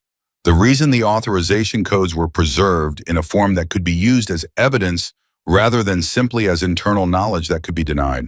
The inside witness, she said. Hartley told me I would meet them. Tonight, Foss said. If you're willing, she looked at him. Who is it? He reached into the inside pocket of his unremarkable suit jacket and placed a single photograph on the table between them. It was a military ID photograph, standard format. The kind that appeared in personnel files and base directories, in the kind of place that nobody looked unless they had a reason. She looked at the photograph. She recognized the face immediately. Not from Fort Liberty, not from the past 2 weeks, from earlier. From a period in her own career that predated Fort Liberty by years, from a time and a context that she had not thought about in a long time. And that now, looking at this photograph in a roadside diner at 9 o'clock on a Tuesday night, came back to her with the particular force of something that has been waiting patiently for you to be ready to see it. The face in the photograph belonged to a woman named Sergeant Major Eleanor Cross. She was 51 years old. She had been stationed at Fort Liberty for 3 years. Her official role was Senior Logistics Coordinator for the base's Operational Support Division, a position that was exactly important enough to give her access to the information she needed and exactly unremarkable enough to give her cover for having it. Claire had known Eleanor Cross in a different context, a long time ago, in a place that neither of them was allowed to name in any conversation that was being recorded. They had worked together for 4 months in circumstances that had required a level of trust that most professional relationships never reach, the kind of trust that is built not through shared experience, but through shared survival. Eleanor Cross had saved her life once, in a way that was not dramatic and was not talked about, and had happened so fast and so quietly that most people in the room hadn't understood what they were seeing until it was already over. Claire had never forgotten it. She had simply filed it in the category of things that had happened that she couldn't repay and could only carry forward. She looked at the photograph for a long time. "She's been here 3 years," she said finally. "She requested the Fort Liberty posting," Foss said. "She identified Whitmore as a risk 8 months before the first breach. She requested the posting specifically to be in a position to document it." Claire looked up from the photograph. She knew what he was doing before it started. She had seen the early indicators in a previous context, Foss said carefully. She recognized a pattern. She couldn't make the case from the outside. She put herself inside. 3 years. Eleanor Cross had put herself inside Fort Liberty for 3 years, carrying the weight of what she knew, living inside the daily reality of a base commanded in practice by a man she knew was compromised, building a record in silence and patience, and at a personal cost that Claire could not fully calculate, but could begin to imagine. "Where is she right now?" Claire asked. "She's outside," Foss said. Claire went very still. "She's here at this diner. She's been in her car in the parking lot since before I arrived," Foss said. "She wanted to make sure you came before she came in." A pause. "She wasn't certain you would remember her."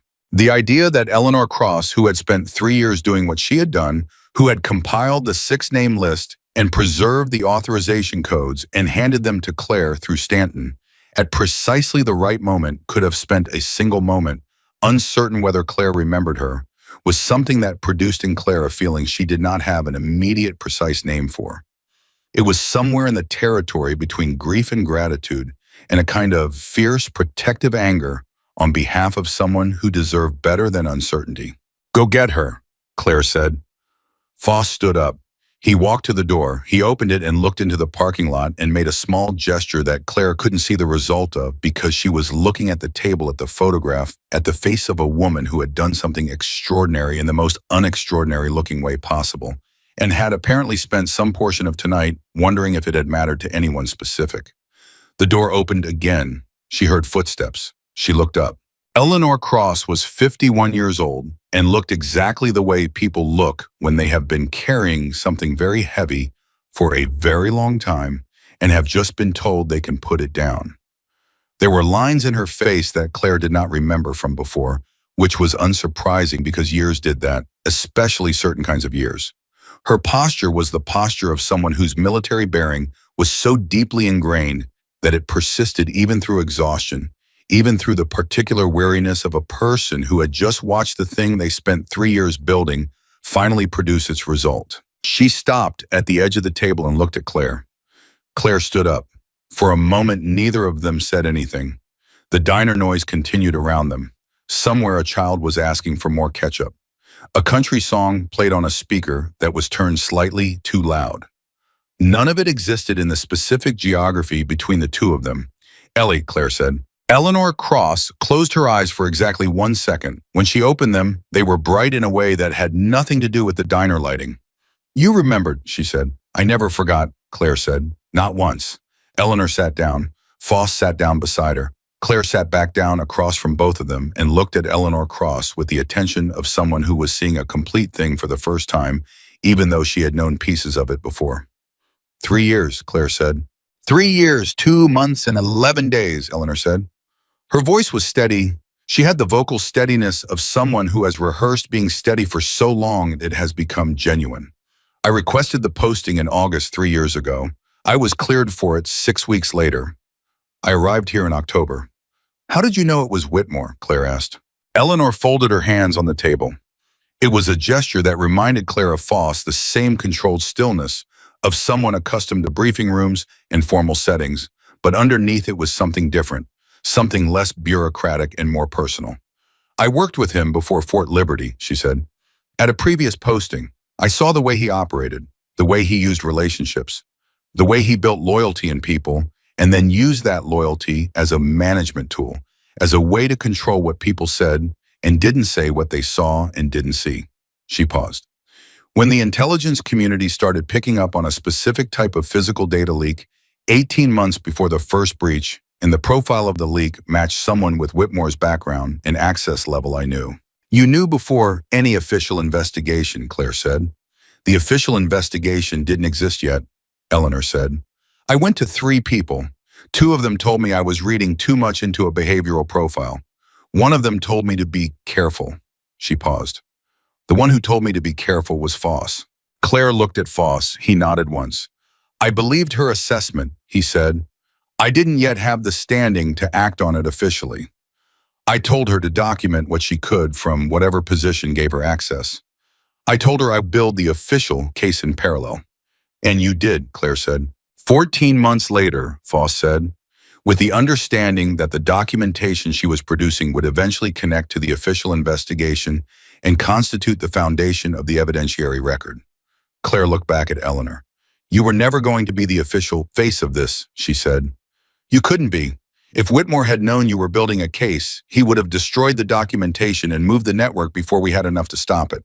I was always meant to be invisible, Eleanor said quietly. I made peace with that a long time ago. A pause. I did not always feel peaceful about it. Something in the simplicity of that sentence opened a space in the conversation that was different from everything before it. The procedural language and the strategic analysis fell away, and what was left was just a woman sitting in a diner telling a small and specific truth about what it had cost her. Tell me, Claire said. Eleanor looked at her for a moment as if she was deciding whether to go all the way into it. Then she looked at her hands and said, there were mornings when I walked onto that base and said good morning to Ryan Whitmore and briefed him on logistics matters and listened to him talk about his soldiers and his unit and his sense of responsibility to this country. And I knew what he was doing, and I could not say it. Not to anyone on that base. Not to anyone who shared that daily reality with me. She paused. There were 4 breaches. I knew about each one before the official notification came down. I knew because I had seen the indicators in the pattern of activity I was monitoring. I knew, and I could not stop them because stopping one breach would have alerted Whitmore that someone was watching and destroyed any possibility of stopping everything. She stopped talking. The diner noise continued around the silence she had created. I'm sorry, Claire said, and she meant it in the complete sense, not as a social formality, but as an acknowledgement of something real. The weight of what Eleanor had carried, the cost of the particular kind of courage that looks like nothing from the outside. The people who were hurt, Eleanor said. I need to know. When the full accounting comes together, I need to know the number. You'll know, Foss said quietly. I promise you that. Eleanor nodded. She looked at Claire. When Foss told me they were bringing in an external consultant to investigate the breaches, I asked to see the file. I read it in 20 minutes. It's a pause. I knew you were the right person. I needed to make sure you stayed long enough to find what was there. The list through Stanton, Claire said, the timing. When the suspension order came through, I understood what Whitmore was doing. He thought he was cutting the investigation off. I needed you to have enough before you left that it didn't matter whether you were officially inside or outside the base. She paused. Stanton is someone I've trusted for 2 years. She didn't know what she was carrying, She just knew it needed to get to you. She made the right call, Claire said. She delivered it without asking questions. That takes a kind of instinct that can't be trained. Eleanor smiled for the first time. It was a small smile, tired and real. She's going to be very good someday, she said, when she understands what she was part of tonight. The three of them sat for a moment with everything that had been said, with the shape of 3 years of work and 14 months of parallel construction and 2 weeks of Claire's investigation. All of it assembled in this particular diner at this particular hour, the full picture visible for the first time from the outside. Then Foss said, "There is still more work." Claire looked at him. "Whitmore is in detention," he said. "The Fort Liberty piece of this is resolved, but the network he was a node in did not stop existing when we detained him tonight. The people on the other end of those transmissions, in the physical materials that courier carried out of this base, are still out there. The contractor is still out there." He paused. "We have the 6-name list. We have the authorization codes. We have the transmission log. We have the foundation." He looked at Claire directly. "I need someone who can build on the foundation." She understood what he was asking. "You want me to extend the investigation?" "I want you to lead the extension," he said, formally. "Full authorization, full access. Everything that was kept from you in the last 2 weeks reversed completely." Another pause. "This is not a request I am making as a contractor liaison. This is a request being made by the office I work for, which is not the office you may have assumed I work for." She looked at him. "What office do you actually work for?" He reached into his jacket again. This time he placed a credentials card on the table. She read it a second time. She looked up at him.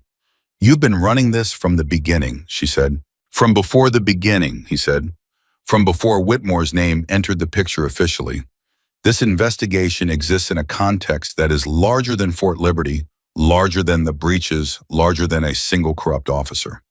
What we are dealing with is a systematic effort to compromise specific categories of military intelligence through a method that exploits the trust relationships inside bases exactly like this one." He paused. "Fort Liberty is not unique. It was a proof of concept. And if we don't trace the network back to its source using what we have now, proof of concept becomes operational model." The weight of that settled over the table completely. "How many other bases?" she asked. "3 that we currently have evidence for," he said. "Potentially more." "What's the timeline?" "The network will know Whitmore has been detained within 24 hours, Foss said. "Probably less. When they know, they'll begin deactivating the channels and moving the assets. We have a window. It is not a large one." She thought about 3 other bases, 3 other Whitmores or people like him building networks of deception inside institutions that trusted them. 3 other populations of soldiers who said good morning every day to someone who was quietly selling pieces of their safety. She thought about Eleanor Cross sitting in a parking lot tonight, uncertain whether the person she had saved years ago and had invisibly supported for 2 weeks would remember her. She thought about the question she had written at the top of a fresh page. "Who carried this before I arrived, and for how long I owe them?" She looked at Eleanor first. "Are you in?" she said. Eleanor didn't hesitate. "I've been in for 3 years," she said. "I'm not stopping now." She looked at Foss. "I need full access, and I mean complete. No suspension orders, no scope limitations, no calls from people. 2 levels above the commander being used to slow the investigation when it gets close to something important. If I find a thread, I follow it. If the thread leads somewhere inconvenient, I follow it there too." "Agreed," Foss said. "And the human cost accounting," she said. "Every person affected by every breach we trace back through this network. I want that on the record. Not as a footnote, as a central part of the final report." Foss looked at her for a moment. "That will make the report very difficult for certain people to read." "Good," she said, another pause. Then he nodded. "Agreed." She looked at both of them, at the credentials card still on the table, at the photograph of Eleanor's face, which was Eleanor's actual face, sitting 3 feet away from her, tired and real, and still in it. "Then we start tonight," he said. "Walk me through everything you have on the other 3 bases, all of it, from the beginning." Foss reached into his briefcase and pulled out a folder. Eleanor reached into the bag she was carrying and placed a second folder next to it. Both folders were thick with the accumulated weight of careful, patient, methodical work done in difficult conditions by people who had kept doing it long after easier options presented themselves. Claire pulled the first folder toward her and opened it. Outside on Highway 87, cars passed in the ordinary rhythm of people going home to ordinary evenings. 4 miles away at Fort Liberty, the base was processing the shock of a detention that had rearranged everything its inhabitants believed they understood about who they were working alongside and who they could trust. In the parking lot of this diner, the gray government sedan sat waiting. And inside in a booth against the wall, three people who understood exactly what they were dealing with began the work of following the network back to wherever it started, however far that was, however inconvenient the destination. The easy part was over. Everything that came next was going to be harder, and Claire Morgan had never once in her life turned away from harder. They worked through the night, not metaphorically, literally.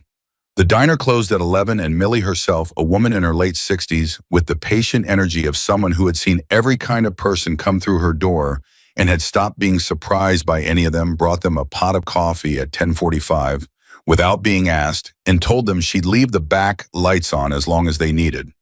Foss thanked her with the automatic courtesy of someone who understood that kindness offered without expectation deserved acknowledgement without performance. They moved to Foss's vehicle at 11:30, a government SUV with a mobile workstation in the back that told Claire more about who Foss actually worked for than the credentials card had. She set up her laptop alongside his. Eleanor sat between them with her folders and her 3 years of documentation in the particular focused calm of someone who had been preparing for exactly this moment for longer than the other two people in the vehicle combined. The three other bases were Fort Caldwell in Georgia Camp, Meridian in Virginia, and a naval installation in South Carolina that the files referred to by a designation number rather than a name, which told Claire that the naval installation's involvement was sensitive enough that even in a secure vehicle with cleared personnel, certain specifics were being managed carefully. "Walk me through Caldwell first," Claire said. "Chronology, from the beginning." Eleanor opened her second folder.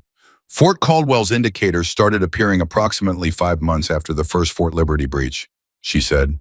Same signature. Physical data extraction combined with electronic communication on inactive channels. The officer profile at Caldwell is different from Whitmore. Younger, less established. But the methodology is identical, which tells us the methodology was taught, not independently developed. Whitmore trained someone, Claire said. Or whoever trained, Whitmore trained both of them, Foss said. The distinction landed in the vehicle and stayed there. Claire wrote it in her notepad. It was the kind of distinction that seemed semantic until you understood its operational implication. If Whitmore was a trainer, the network had one more layer than they thought.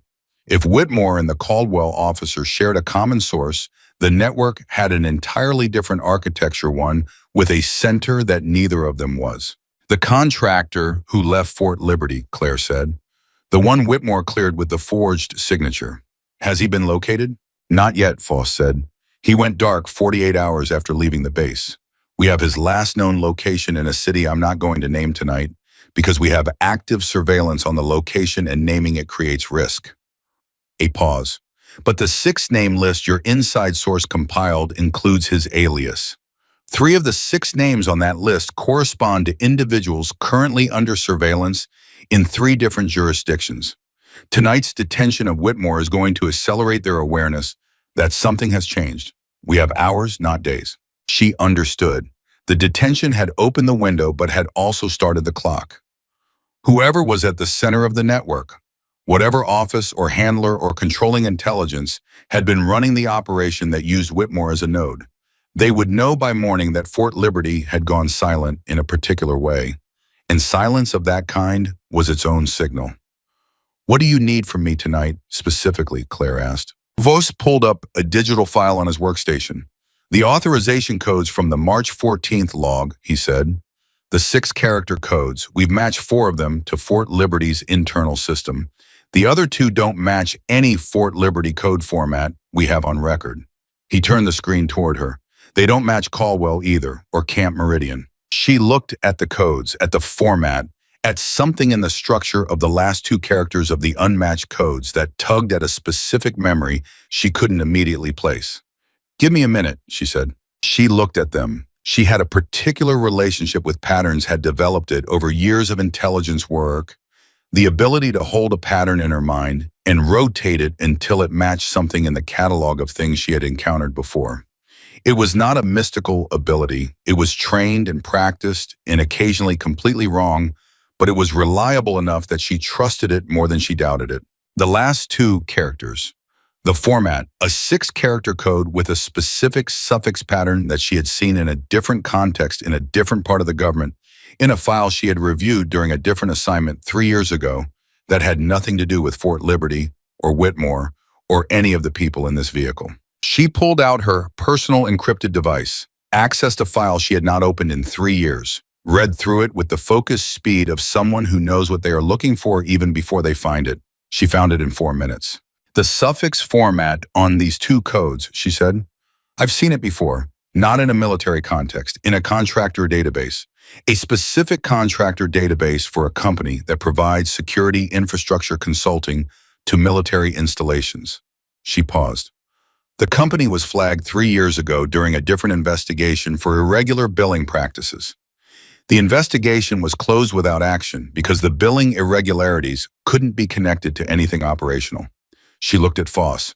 I reviewed that file during a separate assignment.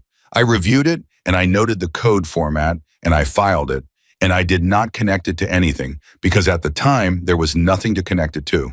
Foss looked at her with an expression that had shifted from his baseline controlled assessment to something more alert. What's the company? She told him.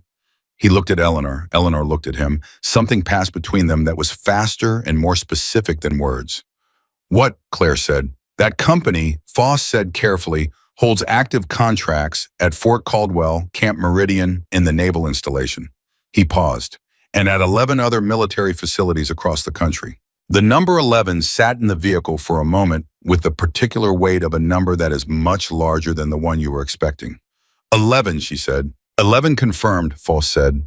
The investigation into the 3 bases I told you about tonight was predicated on the assumption that we were dealing with a personnel compromise, an officer or officers who had been turned. The methodology suggested a network, but the network we were modeling was a human network. Officers recruiting other officers. He stopped.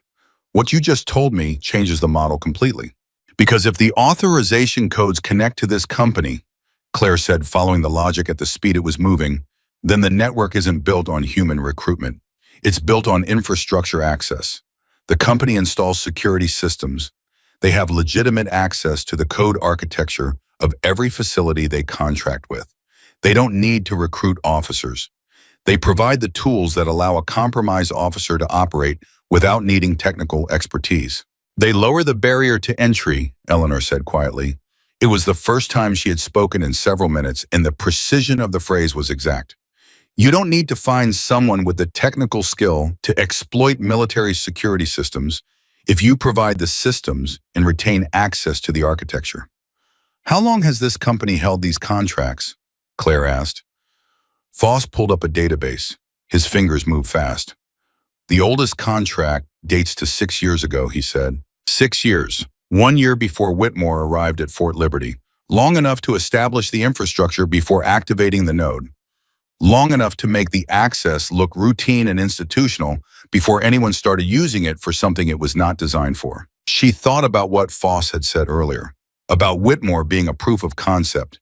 She understood now that the proof of concept was not the corruption of an individual officer.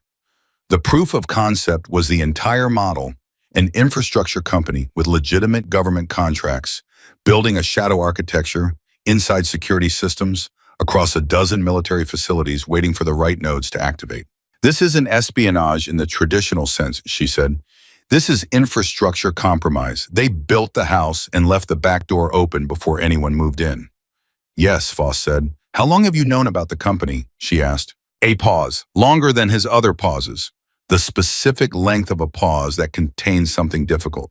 Elements of what you just described were present in our analysis, he said slowly. But the connection between the code format and the contractor database was not something we had made. Because the contractor database from 3 years ago was in a different investigation file that wasn't cross-referenced with this one, she said. Yes. She looked at him steadily. How many people have reviewed my file in the last 2 weeks? Several, he said, and none of them flagged that I had worked that previous investigation. The flag would have required someone to review both files simultaneously, he said.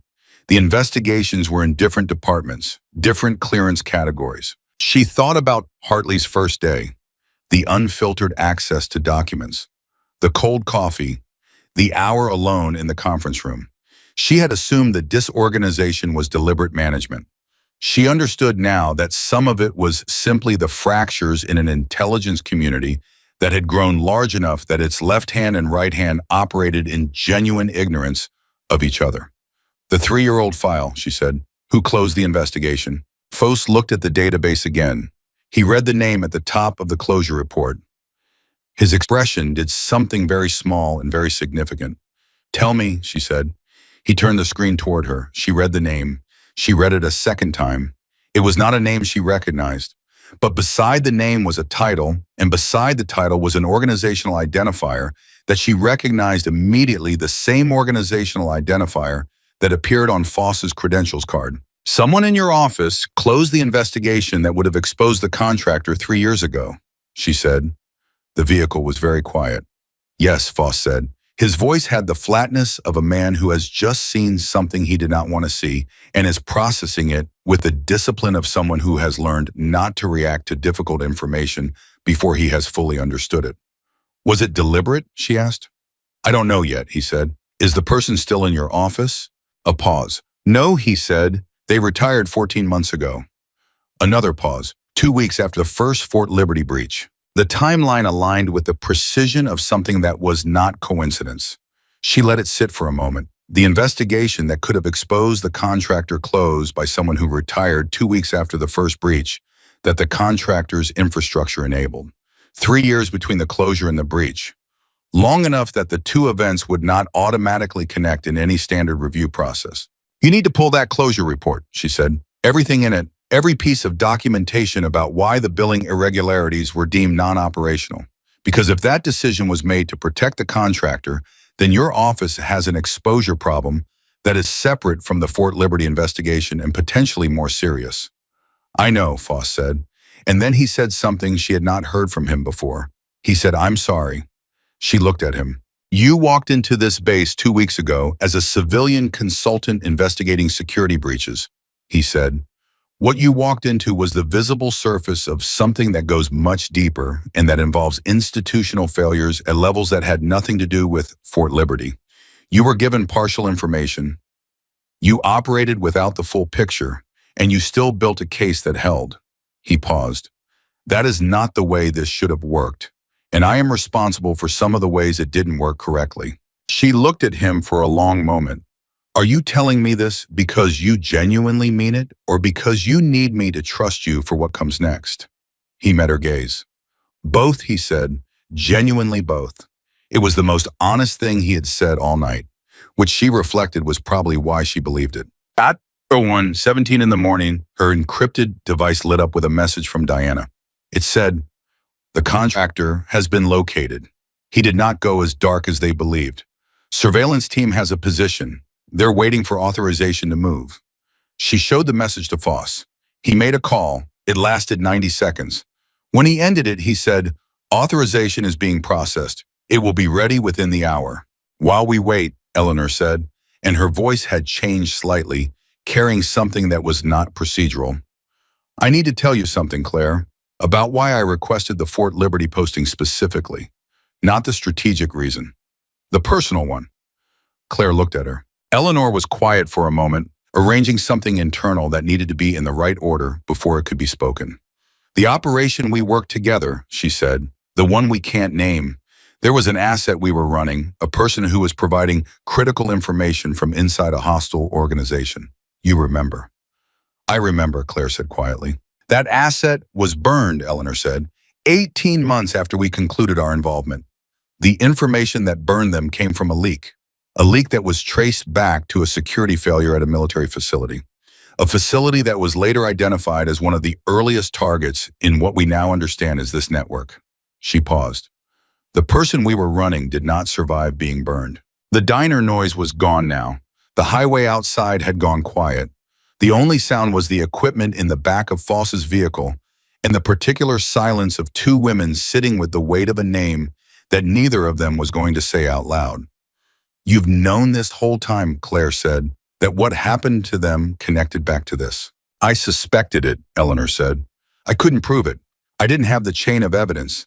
I had a timeline and a methodology, and the sick certainty of someone who has spent enough time in this work to recognize a pattern even when they can't document it yet."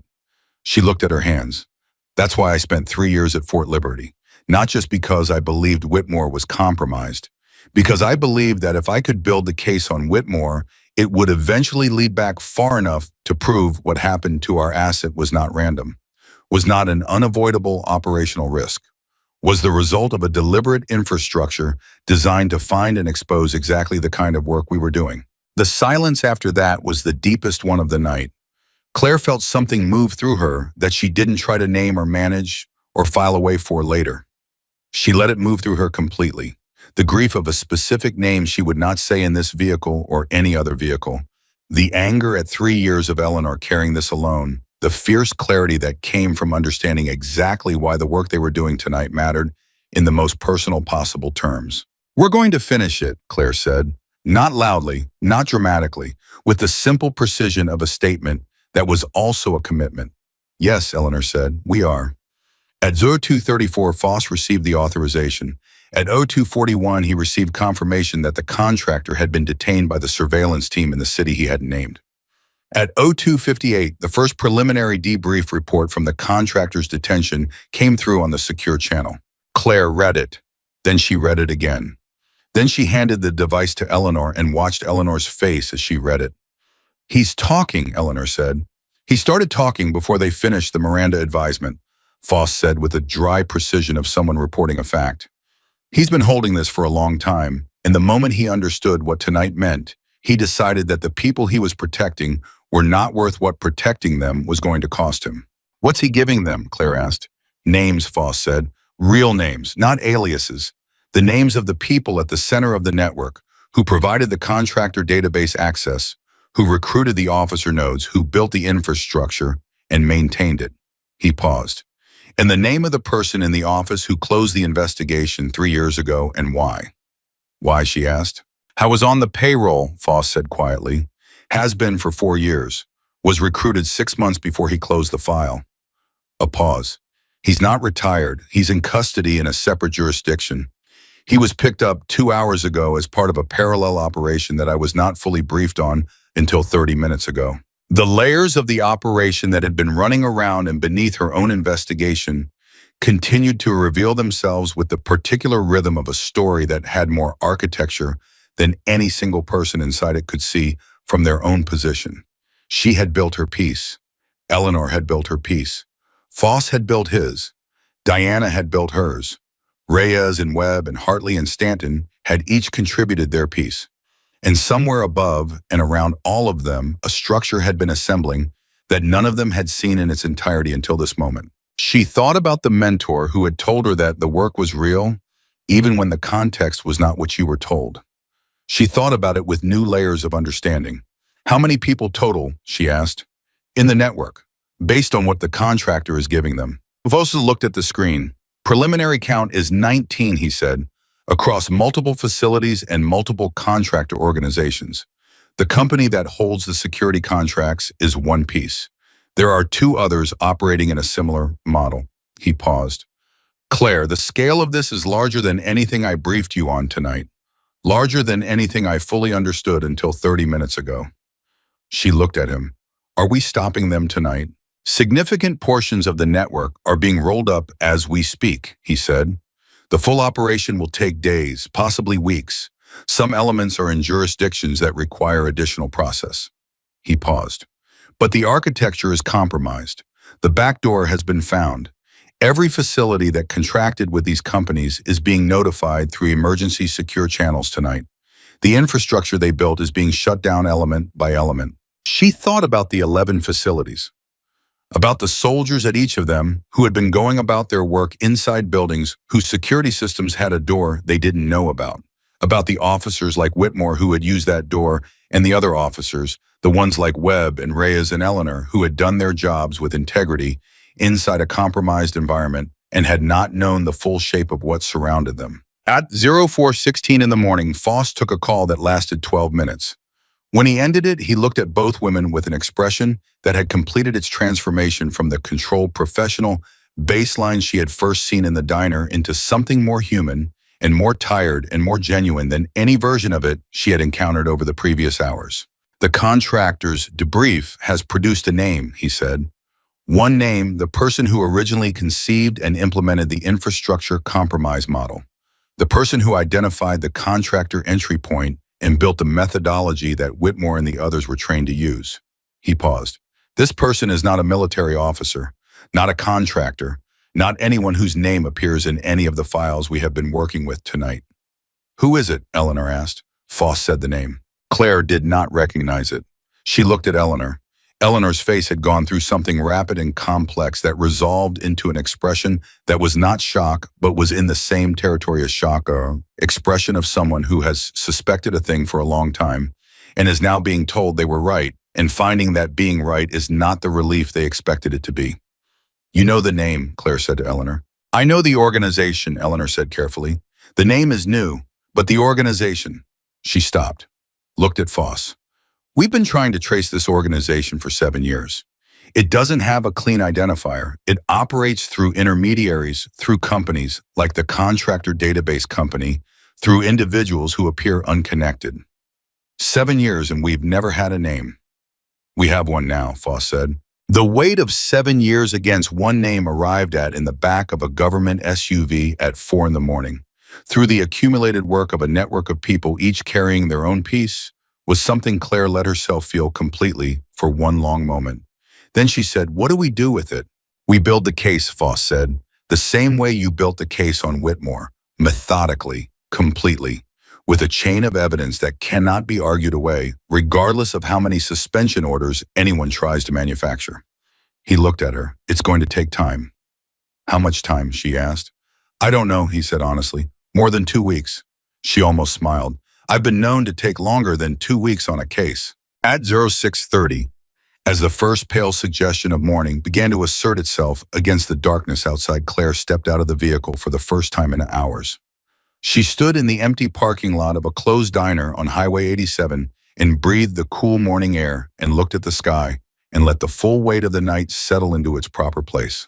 Eleanor came and stood beside her. Neither of them spoke for a moment. The silence between them was the comfortable kind, the kind that exists between people who have been through enough together that words are optional.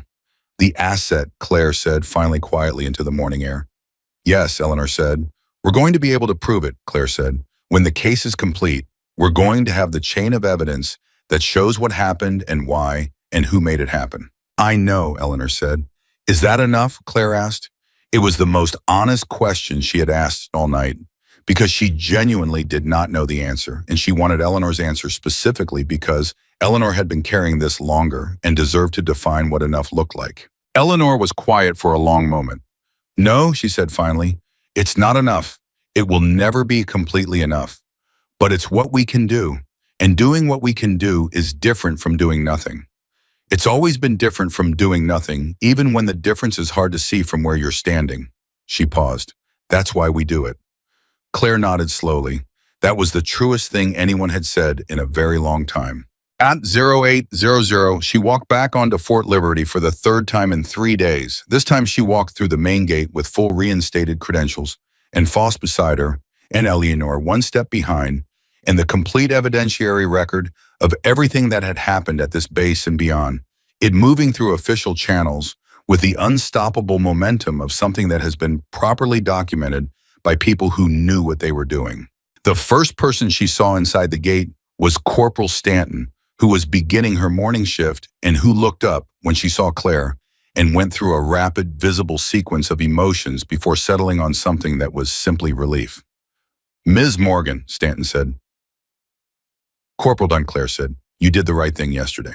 Stanton looked at the folder in Claire's hands, at Foss's credentials visible on his jacket, at Eleanor Cross walking beside them, with the bearing of someone who was done being invisible. She put the pieces together with the instinct that Claire had already identified in her. Is it over? Stanton asked. This part, Claire said. The next part is just starting. Stanton nodded. Something settled in her face. The kind of settling that happens in a person when they understand that the ground they are standing on is real and will hold. The formal proceedings that followed occupied the rest of that day and the days after it. Whitmore's formal charges were filed. The contractor's debrief was incorporated into the evidentiary record. The three other bases were notified and their own internal reviews initiated. The company whose contracts had served as infrastructure for the network had those contracts suspended pending investigation by agencies with jurisdictions that Claire was only partially briefed on. Webb gave a third statement, this one on record with the Inspector General's office, that incorporated every detail he had previously withheld and produced a document that Foss told her privately was the clearest single witness account of an internal corruption operation he had read in his career. Reyes was formally commended. He received the commendation with the specific embarrassment of someone who did not believe they had done anything worth commending and required two separate people to explain to them in detail why they were wrong. The second person to explain it was Claire in a 10-minute conversation in a hallway, and when it was over, Reyes looked at his shoes for a moment and then looked at her and said, I just preserved some logs. And she said, you preserved everything. And he nodded once and went back to work, which was exactly the right response. On the fourth day after Whitmore's detention, Major Ryan Whitmore requested a meeting with Claire Morgan, not through his attorney, not through official channels, through a handwritten note delivered by the detention facility's administrative staff that said simply, I need to talk to the consultant, please. She could have declined. She had no procedural obligation to meet with him. The case against him did not require her participation in any interview process. She could have filed the note and moved on. She went. I was sitting at a table in a small meeting room when she entered. He looked like the same man and also like a completely different man, which was the specific appearance of someone whose self-concept has undergone a structural revision. The physical fact of him was unchanged. The authority he had carried in every room she had seen him in was not present. It was not simply that he had lost his rank or his freedom of movement. It was that the thing underneath those external markers, the bedrock certainty that he was right and competent and justified, had shifted. She could see the shift in the way he held his shoulders and the way he looked at her when she sat down, without the evaluative dismissal she had seen in their first meeting, without the cold hostility of their confrontation. He looked at her the way people look at someone they are seeing for the first time, even though they have met before. Thank you for coming, he said. You asked, she said. He was quiet for a moment. I wanted to ask you something, he said, and I understand if you don't answer, but I need to ask it. Ask, she said. How long did you know, he said. From the beginning, when you walked in on that first day. How much did you actually know? She considered the question honestly. On the first day, I knew something was wrong with the March report, and I knew it had a human cause rather than a technical one, she said. I didn't know it was you specifically until the third day. By the fifth day, I had a pattern that pointed clearly in your direction. By the end of the second week, I had the documentation to support what the pattern showed. He absorbed this. You never showed it, he said. You never gave anything away. No, she agreed. I thought you were. He stopped. You thought I was nobody, she said. Not unkindly, precisely. Yes, he said. The word cost him something visible.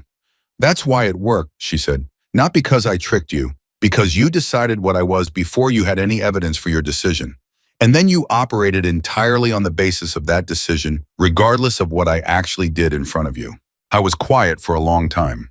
I've been thinking about that, he said finally, about how certain I was, about how much of what I did was based on that certainty.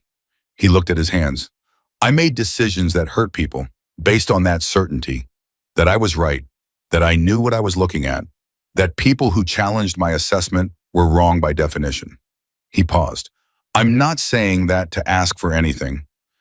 I just need to say it out loud to someone who was in the room. She looked at him, at the man who had grabbed her arm and thrown her file across the room and told her she was nobody, at the man who had pressed his hand on her shoulder and told her to get on her knees, at the man whose certainty had enabled a network of damage that was still being fully mapped and whose human cost was still being counted.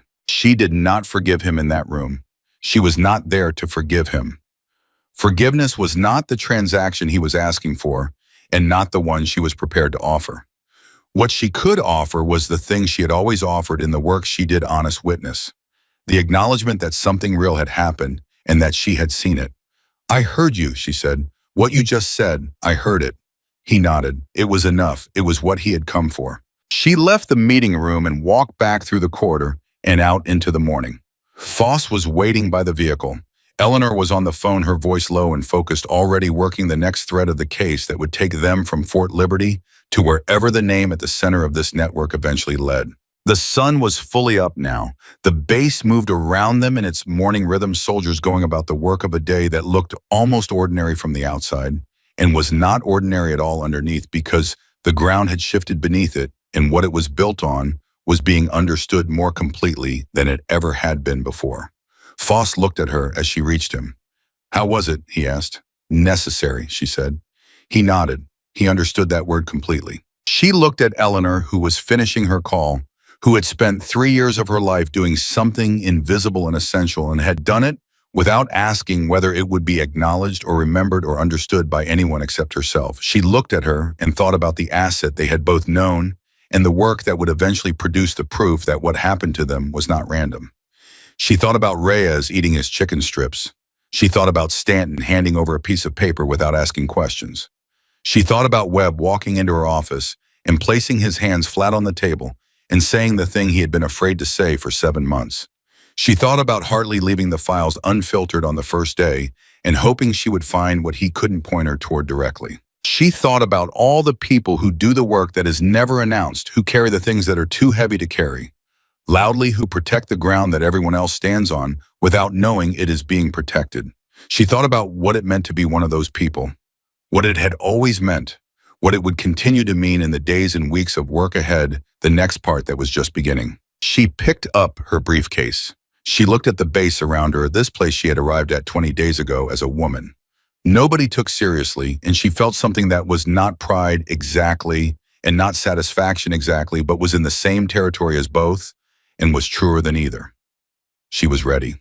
The real work of a warrior had never been about the moment the room went silent and the people who had dismissed her finally understood what they were looking at. It had never been about the confrontation or the revelation or the dramatic turning point when the truth could no longer be denied. Those moments mattered, but they were not the work. The work was everything before them. The early mornings and the late nights and the cold coffee and the careful documentation and the decision to walk back through a gate when every procedural rule said she shouldn't. The work was Reyes standing by a cabinet with steady hands. The work was Eleanor in a parking lot outside a diner wondering if she would be remembered. The work was Webb putting his hands flat on a table and choosing to stop dropping it. The work was doing the right thing in the right way for the right reasons, precisely when nobody was watching and nothing was guaranteed, and doing it so thoroughly and so honestly that when the moment finally came when everyone was watching, truth was already so solidly built that it could not be argued away by anyone. That was what Claire Morgan had always known. That was what she had carried from the first day she walked into this field and every day since. That was the thing she had never needed to announce because the work itself announced it. She was not the woman nobody took seriously anymore. She was exactly who she had always been, and this time finally everyone who needed to know it knew.